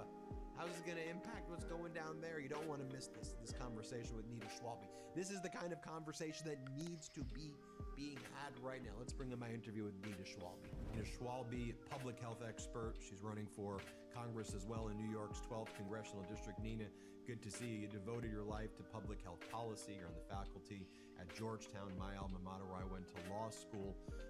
This public health crisis is not getting enough attention right now that we're experiencing as a result of the Trump regime's policies, with all of the distractions that Donald Trump, puts out there every day, and also the catastrophic harm he's causing that people feel on a day-to-day basis. Sometimes public health is neglected, but as we saw with COVID, as we see right now with spreading of measles, as we see with spreading of a lot of other contagions that previously we never even expect are issues. These are issues that are life-threatening. And now one of the things that we've been talking about is that with this Ebola outbreak taking place in the Congo, we don't have staff to deal with it. So now the CDC, which has been gutted, is saying, well, we need volunteers. Anybody want to volunteer at the airports? And I've seen all these public health experts say, for decades, We built a structure to deal exactly with this. We had people in the region to deal exactly with this. So the fact that you're sending emails, hey, anybody wants to help, is deeply, deeply distressing, and that doesn't give it justice. But as a public health expert, as someone who's modeled these things and has planned for them, now we're seeing what happens when Doge destroys it. And by the way, no offense, Nina, people may think what you do or what you did was boring because you wouldn't want to be glamorous about it. You wouldn't be, hey, everybody, look, it's public health policy. But when we need people like you, we need people like you. And now we're in one of these events where we're not getting accurate information. This Ebola is spreading rapidly there, and we're getting these, statements that, again, make no sense. It's like deja vu. Break it down, Nina, for us. Yeah, so you're absolutely right. I mean, the Trump administration completely destroyed our public health infrastructure, and that sounds like jargon, but what it means is we don't have people counting who's getting sick. We don't have staff. Our embassies aren't staffed to help countries on the ground deal with outbreaks when they happen. We're not sending the equipment that's needed to diagnose it. Those are tests that previously the U.S. government had provided to people, and we've just let it all flail. We just cut it like it was unnecessary. The idea that we're asking for volunteers to do a basic function of government, it's like it's not a school picnic. This is a real crisis. So there's a huge outbreak in DRC, which has spread to its neighboring country, Uganda. It's a complicated region. There's a lot of unrest there. It's a big mining region, so there's a lot of transient people who come in and out, and it's been going on for weeks. And why did it go undetected for weeks? Well, in part because not only did we destroy our own public health system, but we also pulled out of everybody else's. We pulled out of the WHO. Donald Trump pulled out of the WHO on day one, and they're the line of first defense, because when somebody has an infectious disease, they pick up the phone and they call WHO. Well, there have to be people at WHO to answer the phone, and we haven't even paid our bills there. And then we come here, which is our CDC used to be in what was called the Situation Room, and that's actually kind of like a movie where people sit in a room and they get real-time data and they decide what to do with it. And our CDC is MIA, nowhere to be found. I mean, it is incredible how we let this all drop. And as you said as well, when public health is working, nobody really knows what you do. Like at dinner, at Thanksgiving, it's not a big topic of conversation. But when it's broken, let me tell you, everybody knows what you're doing. And right now we have no system in place. I mean, one of the first signs of that was, as you mentioned, the measles outbreak. We have measles outbreaks in over 30 states. That's crazy. This is a disease How many that we states? eliminated years ago, and now it's back. One of the first signs of that was, as you mentioned, the measles outbreak. We have measles outbreaks in over 30 states. 30 states? That's literally like 70% of the US. The fuck? That's crazy. This is a disease that we eliminated years ago, and now it's back with a vengeance. And when you have measles, it's kind of a flashing red warning sign that your systems are failing. And now we're seeing those systems fail. It's crazy. I also don't know if you follow our hantavirus expert. Did you follow that? Talk to us about it. Yeah, our hantavirus expert at Health and Human Services reporting to RFK Jr. The guy is an erectile dysfunction expert. Like that was his thing before he became our hantavirus expert. He worked on he had a penile podcast. So we're in deep trouble. Our systems are failing, and these are the systems that keep us and our democracy safe. You raise a great issue there with the penile injection person, because that to people who are looking for something that's flashy or controversial or whatever, you've got penile guy and he's out there talking about all of these, newfangled things and selling you the products and this and that.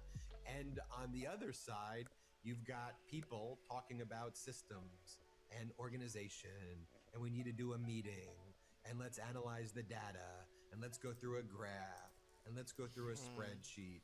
And I think what I fear, although I think it's manifested, so, my fear's an irrelevant thing, is that the work in slandering bureaucracy, which, by the way, bureaucracy has its issues, let's be clear. It's not like But I it's should be necessary. hoisting up the bureaucracy, but If you want to make sure we don't have waste, fraud, and abuse, like you need some sort of system and process to do this. Like just organizationally too. Ugh. Demeaning the idea that there's a group of experts put their heads down and do the work, and hoisting up the Dr. Oz and the Dr. Phils and the penile expert, and it seems like everyone they want to be the next Surgeon General is always someone who's out there doing the podcast and the this and the that. It's like, I do a podcast. I shouldn't be the Surgeon General. I'm not trying to be the Attorney General.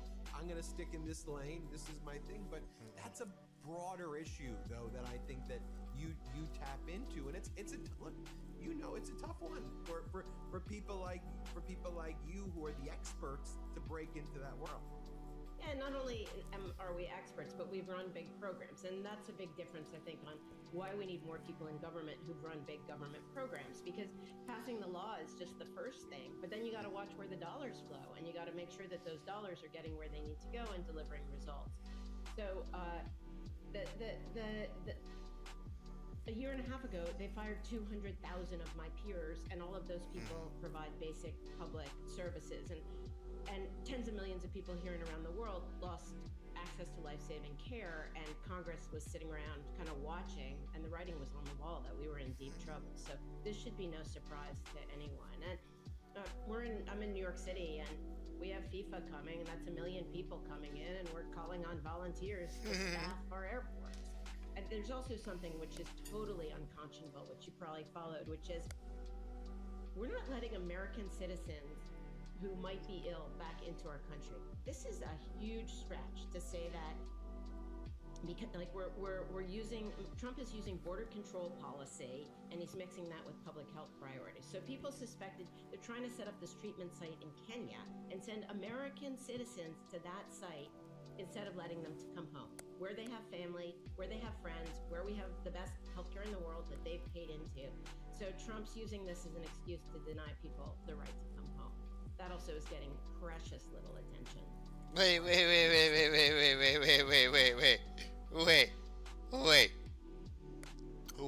a sec. Oh, that's a hard issue for me. So U.S. citizens, if you're coming from Kenya, you're getting denied coming back. They're saying you're U.S. What? Put their heads down and do the work, and hoisting up the Dr. Oz and the Dr. Phils and the penile expert, and it seems like everyone they want to be the next Surgeon General is always someone who's out there doing the podcast and the this and the that. It's like, I do a podcast. I shouldn't be the Surgeon General. I'm not trying to be the Attorney General. I'm going to stick in this lane. This is my thing. But that's a broader issue, though, that I think that you tap into. And it's a tough one for people like you who are the experts to break into that world.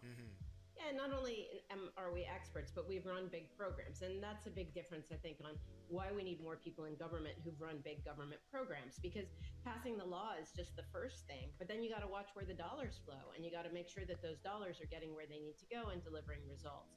So a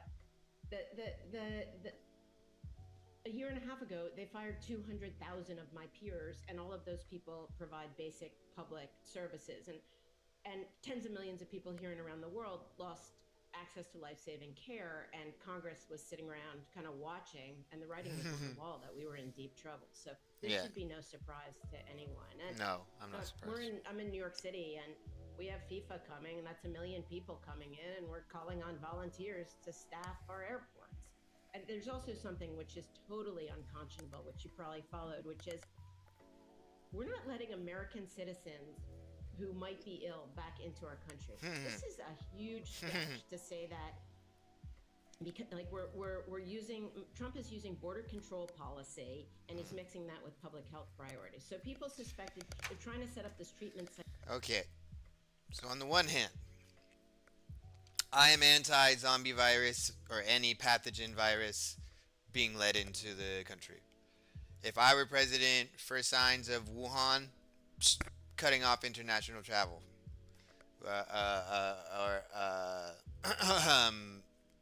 virus gets up to like, you know, 50,000 infections and 100 deaths, cutting off international travel, just in general. So, kind of all right with that type of policy for extreme viruses. However, like what kind of like banking time? That is pretty fucked though. That is pretty fucked. Like, if you're sick and you're coming from that country, you can't come to the U.S. Site in Kenya and send American citizens to that site instead of letting them to come home, where they have family, where they have friends, where we have the best healthcare in the world that they've paid into. But like, how long do they have to go there? Like, are they not letting them back in at all?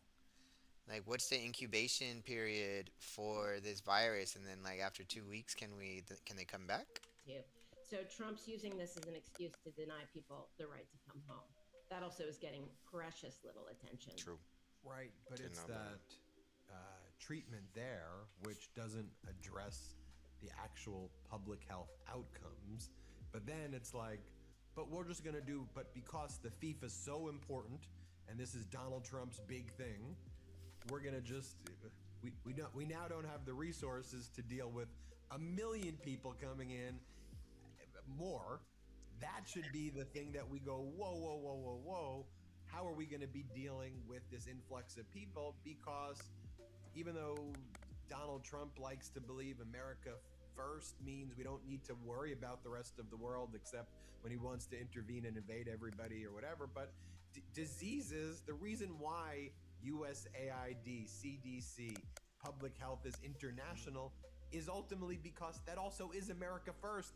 Because these diseases that are there, they're going to get here. So if we want to protect ourselves here, we got to stop them there. And it's just, it's you know, it's wild that that's not reflected. Yeah, and the lack of public health expertise in Congress isn't a gap; it's a crisis. And you know, we need to fill that gap. Because this is a big spend, and this is about, as you just said, this is about American security. Diseases cross borders; they cross state borders. States can't do it alone either, because diseases cross borders. We need a central command and control, which is watching this and keeping us safe and protected. Nina, you're running for New York's 12th congressional district, and you're running with your background on systems. And your campaign is, I run and operate big systems. We need somebody who can get into the weeds, and you know, I'm here to solve problems. I'm the problems. I mean, that's been the general theme, I think, of your campaign. It's of course a very kind of crowded primary. You know, we've interviewed some of the other candidates as well. And so before we go, talk to us about that. I wanted to establish your both. All right, let's see. Still got some time. Yep. When I think of celebrating our 250 years as this grand American experiment, I think back to some of the classic and timeless lines that have been written and sung about our country. Lines like, "Oh say, does that star-spangled banner yet wave? Let us march on till victory is won. This land was made for you and me." They've all come to look for America. Great line. That's the America that I was indoctrinated on. They made me sing that in front of the whole, in front of our moms and dads, as loud as we can. And then, of course, a great line like, "Keep my composure when it's time to get loose, magnetized by the mic while I kick my juice." Yeah, classic lyrics from Robert Matthew Van Winkle, better known as Vanilla Ice, celebrating our country somehow. Did they cancel Look, America that? turns 250 next month. It's the big one, the quarter millennium. And our federal government booked the talent to match the moment. Your headliners for the nation's birthday, as originally announced: Vanilla Ice, Flo Rida, Milli Vanilli, the Commodores, and the gentleman who gave the world Bust a Move, Young MC. Look, it's a quinceanera for the entire country. And MAGA hired the Tuesday it? Night Lounge act from a Reno casino that still has a smoking How section. about quinceanera? And then, in less than 72 hours, MAGA couldn't hang on to most of them. Hell, they couldn't hang on to Morris Day and The Time. 6 or more of the acts have proudly turned around and bailed on the event. Morris Day and The Time, Young MC, Martina McBride, Brett Michaels, the Commodores, and I think one half of Milli Vanilli, which, given Milli Vanilli's history, means we're down to the one person who actually sang in Milli Vanilli. I don't know. And more. Yeah, Milli Vanilli is with aren't they the German guys who lip sing? And lip rap. Morris Day, one of my favorites, said, contrary to rumor, Morris Day and The Time will not be performing. And then in their caption, in case it wasn't clear, they said, it's a no for me. I mean, somewhere out there, Jay and Silent Bob just felt a disturbance in the force. After all, Jay once so eloquently said, don't you never say an unkind word about The Time. Me and Silent Bob modeled our whole effing lives around Morris Day and Jerome. Classic. Young MC found out he was headlining the 250th birthday of the United States the same way the rest of us would find out we've been tagged in a photo that we hate. He says nobody told him that there was any political involvement. His agency just had him on the bill, and his answer was a flat, all caps, refusal. Trump's friends listed these people without asking them, without telling them what this was. They printed the names on the marquee and prayed nobody would read the fine print before the funnel cake stands opened. At all. I mean, look, when Young MC and Morris Day read the room and sprint for the exit, but Vanilla Ice and Flo Rida stays contracted and proud, that says a lot about how this thing is going. The 250th anniversary of our country. I mean, hell, maybe Jackson Dart, the young New York Giants quarterback, could learn a thing or two. You know, Dart, the guy who introduced the president at a rally a couple of weeks back and got so much heat from his locker room that they had to hold a team meeting about it. Well, Jackson, buddy, watch this and learn. The Commodores, a band with a 60-year catalog and nothing left to prove, took one look at this and said, no, thank you. When easy listening legends have a firmer spine than you as a rookie quarterback, it might be time to read the room. So yeah, aside from Flo Rida and Vanilla Ice, those are the only 2 performers left on the bill as of this recording. What does this great American state fair have to offer?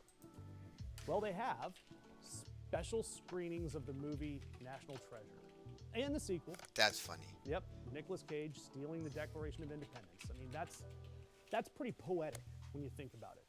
I mean, Donald Trump seemingly has never read the Declaration of Independence, and now... And that's so stupid. Look at this. Look at this. Z's about to say it. Screening a movie, maybe... There's definitely better movies than National Treasure. I like me a National Treasure, but maybe different movies could be floated. Trump suggests canceling music performance at the Gradius State Fair. There's some American artists that you could put up there. I want to get tickets. When is it? National Mall, Washington, D.C. This is a terrible fucking photo.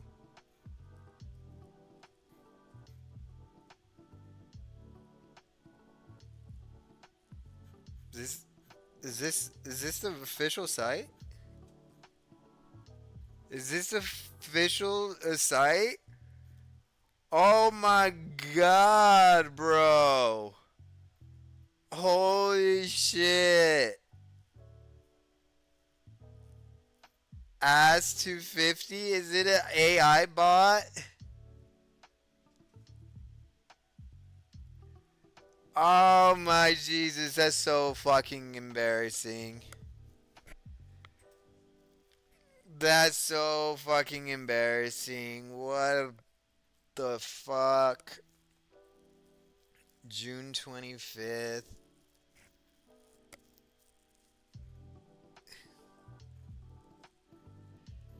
This is insane, bro. But yeah, anyways, you could definitely just have some smaller name artists go. Like half of the half, I would say 90% act. No. 100% of those acts, they're not relevant in this time, fucking in this space. Like they are not on the charts. Let's see. Music charts top 100. You can get Morgan Wallen. You can fucking get Morgan Wallen. Definitely fucking Drake. That's so stupid. Choose in Texas. Ella Langley. I like her. I don't think you get her. Definitely couldn't get any of them. Dracula. I like this Dracula song. Okay, if she's singing with Morgan Wallen, you might be able to get her. See, Olivia Rodrigo, absolutely not. Kalani, absolutely not. Billie Jean's making a comeback. Let's see. You might be able to get Luke Combs. Couldn't get Zara. Nope. Why is Drake all over here? Look at Michael Jackson's up here again. Can't get maybe Gracie Adams. I don't know. Da Baby, maybe. Maybe you could get Tucker Whitmore. Not Harry Styles. Maybe Alex Warren.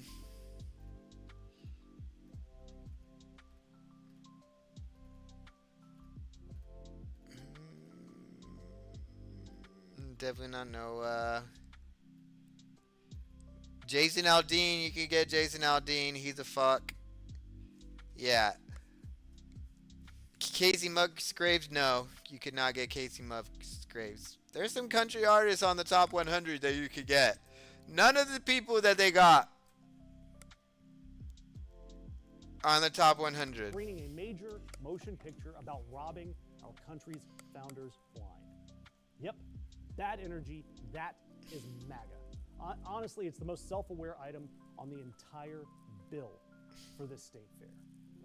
And of course, the fair is rounded out by the 110-foot Ferris wheel, an Indy car race around the National Mall, a panel of sponsors that are being branded as Innovator Conversations, and that horrendous UFC cage fight at the White House, which is its own special nightmare, which I'll get to in another video.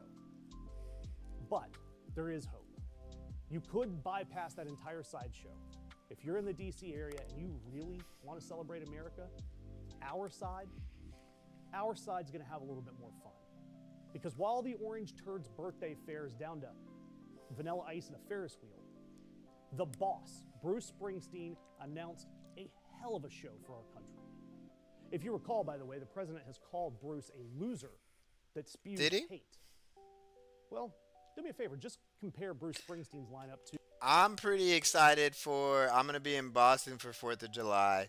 That's I didn't really have that on my bucket list, but yeah, I'm excited about it. Vanilla Ice and Flo Rida, and tell me who the loser really is. You've got the boss and Tom Morello of Rage Against the Machine putting together a festival just outside of DC this fall called Power to the People.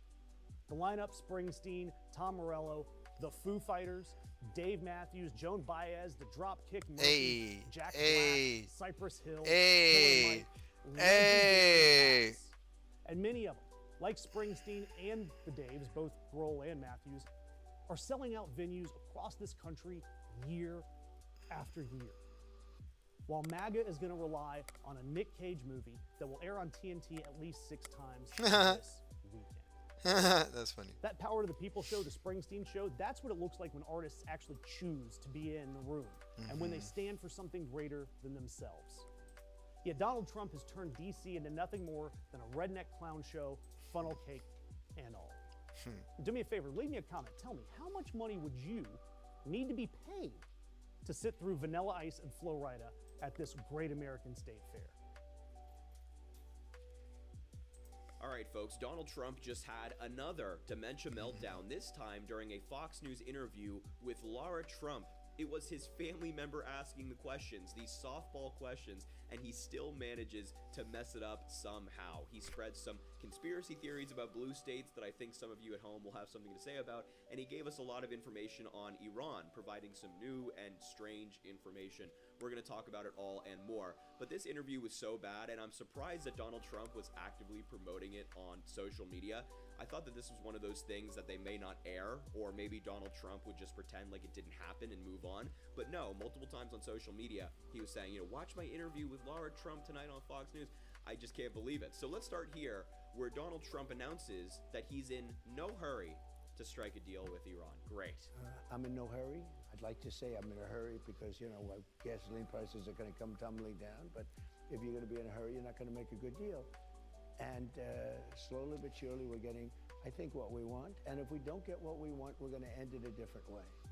Oh, great. More war is what he's insinuating there. That's just wonderful. Well, I'm glad you're not in a hurry because, the American people are suffering, right? I mean, prices have gone up, gas prices have gone up, grocery prices have gone up. The Strait of Hormuz is still closed. Global oil trade has still been disrupted. So I'm glad that you're just sitting in the Oval Office, you're insider trading on the war and rambling on social media all day, but the American people are suffering. He's just completely out of touch. And you'd think he'd have a little bit more hurry because, few Americans approve of Trump's handling of the Iran war. Among U.S. adults, 59% strongly or somewhat disapprove, only 31% strongly or somewhat approve of Donald Trump's handling. The midterms are right around the corner. It's almost like Donald Trump doesn't want to win them. He said the other day that he doesn't care about the midterms, so maybe he has a different objective here. I don't know. Then he goes on to say, if you look at Iraq, that was such a foolish thing.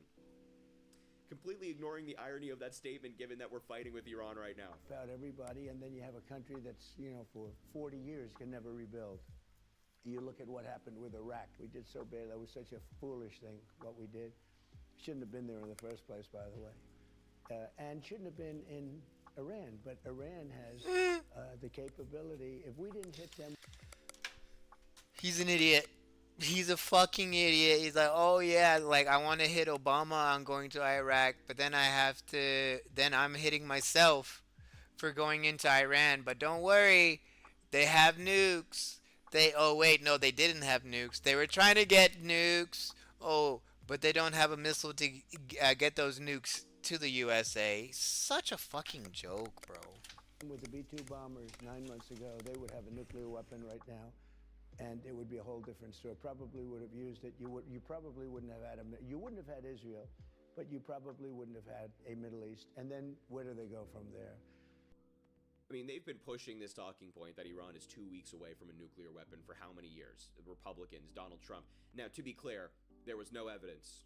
There was no evidence that Iran's nuclear and missile program posed an imminent threat to the United States or the Middle East. There was no evidence of that. Tulsi Gabbard also said under oath in front of Congress that Iran didn't pose a threat when it comes to a nuclear weapon, and yet Donald Trump is still out here saying, they were so close to a nuclear weapon. So there was no evidence of that. But if you think Iraq was a disaster, being in Iraq and being in the Middle East broadly was a disaster, why would you go to war with Iran? Does he understand geography? Does he understand that Iran is right there in the Middle East? Maybe not. Maybe I'm expecting too much of Donald Trump, the president of the United States. But what an absurd statement to make while you're actively fighting a war with Iran and defending that very war with Iran. Then he goes on to have a really bad dementia moment. He says, we left their military alone, and then just moments later saying they have no military. So which one is it? Which one is it? Take a look. Their Navy is totally gone, 100%. Their Air Force is totally gone, 100%. Their military, we've sort of left it alone because we think that their military is somewhat moderate. They have other people that aren't moderate. We've taken them out. We've taken different forms of leadership out. We've actually left their military alone. People would be surprised to hear that. Because mistakes have been made in wars where you wipe out everybody and then you have a country that's, for 40 years can never rebuild. You look at what happened with Iraq. We did so. Iran is in a very bad position. They have no military. All they have is good talk, and they have a fake press. The fake news is probably biggest asset. And I put something out on Truth the other day that I think was very profound. It said that we wipe out their military, we wipe out their Navy, their Air Force, their anti-aircraft, we wipe... First of all, the idea that anything he's ever posted on Truth Social is profound is laughable. Just please, don't even go there. So, a real dementia moment. I just want to point out that if Joe Biden said something like this about if we were in a war, and he said something like this, he said, we left their military alone, their military is, it's moderate, we don't want to wipe everything out, and then just moments later to say they have no military because we wiped it out, Republicans would be freaking out. Yeah. Republicans would be freaking out. Double But since standard. it's Donald Trump, they don't care. This is obviously a dementia moment. He has no idea what's going on. That's what it comes down to. And he also doesn't believe in anything, right? He will change his views like that. You just saw it. Where one moment he's like, I actually don't think we should wipe out everything just because it's, it might make rebuilding hard and negotiations hard, and then just switches like that for the convenience of the answer. That's why this war, in my view, has been so messy and disastrous, because U.S. policy, number one, we shouldn't have started to begin with, but also when you have an erratic man in the Oval Office who changes his mind on a daily basis and negotiates via social media, that's a problem. That's probably not going to lead to a successful outcome for the United States. Then Donald Trump goes on to say that Iran has been a total victory before demanding that they reopen the Strait of Hormuz. I don't watch the news, but that was very unpopular. As soon as I won, it became unbelievably popular. Well, we're winning Iran. It's a total win for us. I mean, we had to do it. Look, two things with Iran. Number one, the Strait has to be opened immediately and has to be free, no tolls, et cetera, et cetera. And number two is they can't have a nuclear weapon. That's all there is. It's very simple. And then we're going to get out of there. And we don't need the Strait. We don't need it because we have more. So we produce now, because of us, we produce more oil than Saudi Arabia and Russia combined times two. Think of that. Combined times two. Add Saudi Arabia and Russia, multiply it times two. And we're going to be So much higher. stupid. We're the oil superpower, far greater than even... All right, so he just changed his mind in a matter of like 20 seconds. He went from saying that Iran is a total win, but then they need to open the Strait of Hormuz right now, but we don't need the Strait of Hormuz. So which one is it? Is it a total victory, or do they need to open the Strait of Hormuz, or do we not need it to begin with? Because it sounds like Donald Trump is once again just making up things as he goes. He's just changing his mind. And by the way, Donald, a total win would not be having one of the most important trading routes in the world shut down. That is not a victory. That does not look like a victory. And giving Iran more control over that incredibly vital trading route is also not a victory. I don't know what fantasy land that this guy is living in. Changes his mind in three times in maybe 10 seconds. That was insane. Now, one of the final clips I want to show you is Trump spreading a conspiracy theory about California, saying that California has no voting booths. Now, I imagine that somebody at home is from California. Maybe you're watching this in California, and I imagine you probably have voted in a voting booth before. Donald Trump doesn't believe you have. So next week in California, they will hold their primaries for their governor's race, and obviously people are paying very close attention to the mayor race there in Los Angeles. Spencer Pratt has come out very hot. People are interested in this. You endorse Steve Hilton. Any predictions for what we might see happen in California, despite the fact that we know it's a little wonky there? They don't have voting booths. Everything's by mail. So I'd like to say, and I'm a friend of Steve. I think Steve is great, and I endorse him. But I know the system very well. I don't think a Republican can win in California unless you pass the Save America Act. Then they're going to have to show proof of citizenship. They're going to have to get rid of their mail-in voting. No. All right. I mean, this is, first of all, did you check out that hard cut there from what Laura Trump said to the mayor race? To the Trump answer? There was a hard cut. They just skipped away. Donald Trump sued 60 Minutes for cutting up Kamala Harris's interview, which is normal from an editorial standpoint. So maybe Fox News should be sued for doing this.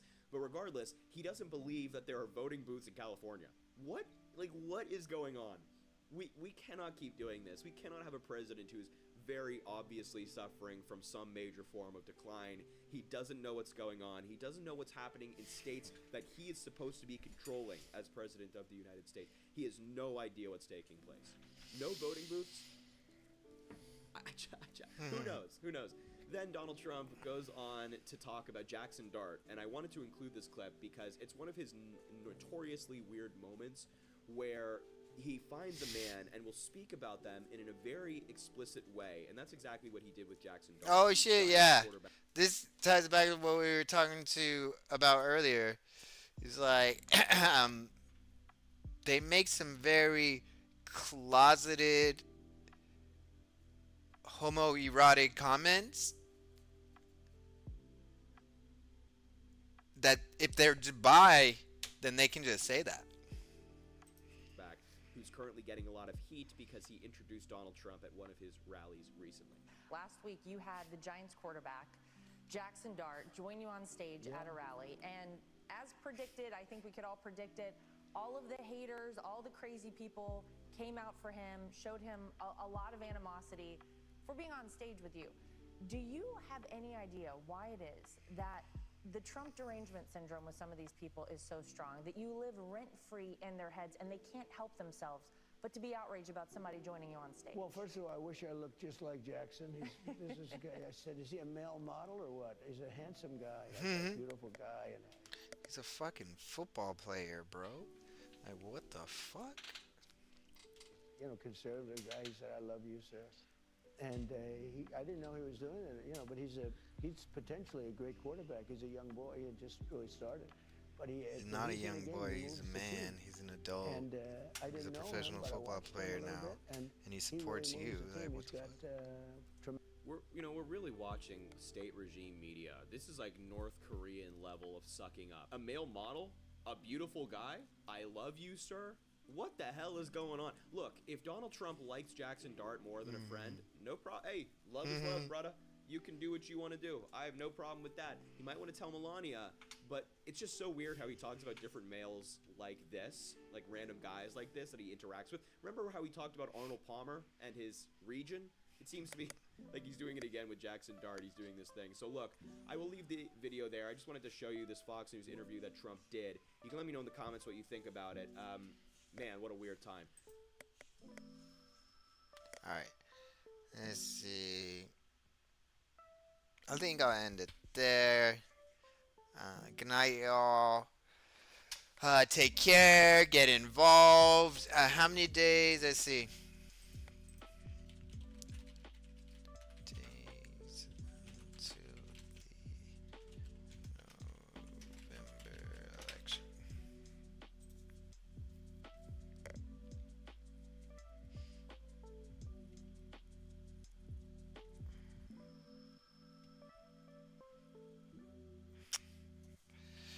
Stupid. Count how many days until the first day of voting starts in the November elections in the USA. Stupid ass AI, bro. Listen. Oh my Jesus! How many days until voting starts in Texas election?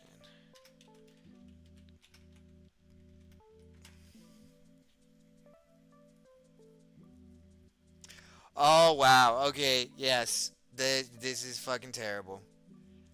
Not working. Just fucking count. Anyways, we have 6 months until less than 6 months. We have less than 6 months until the November elections where we can throw out these Republican assholes. The goal is to throw out as many Republican assholes as we can. If we can replace 33 Republicans in the Senate with 33 Democrats,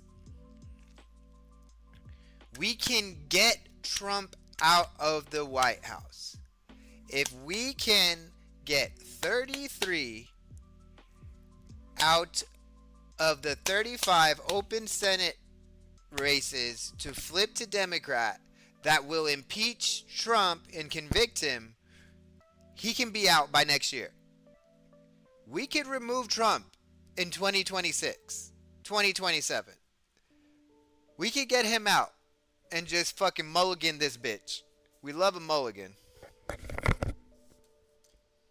In Iran? I mean, sure. Yeah, all right, y'all. Let's vote. Let's get everybody involved.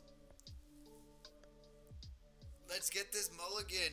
Let's get these fucking Republicans out of here so we can fucking have a country and government that isn't hated around the world.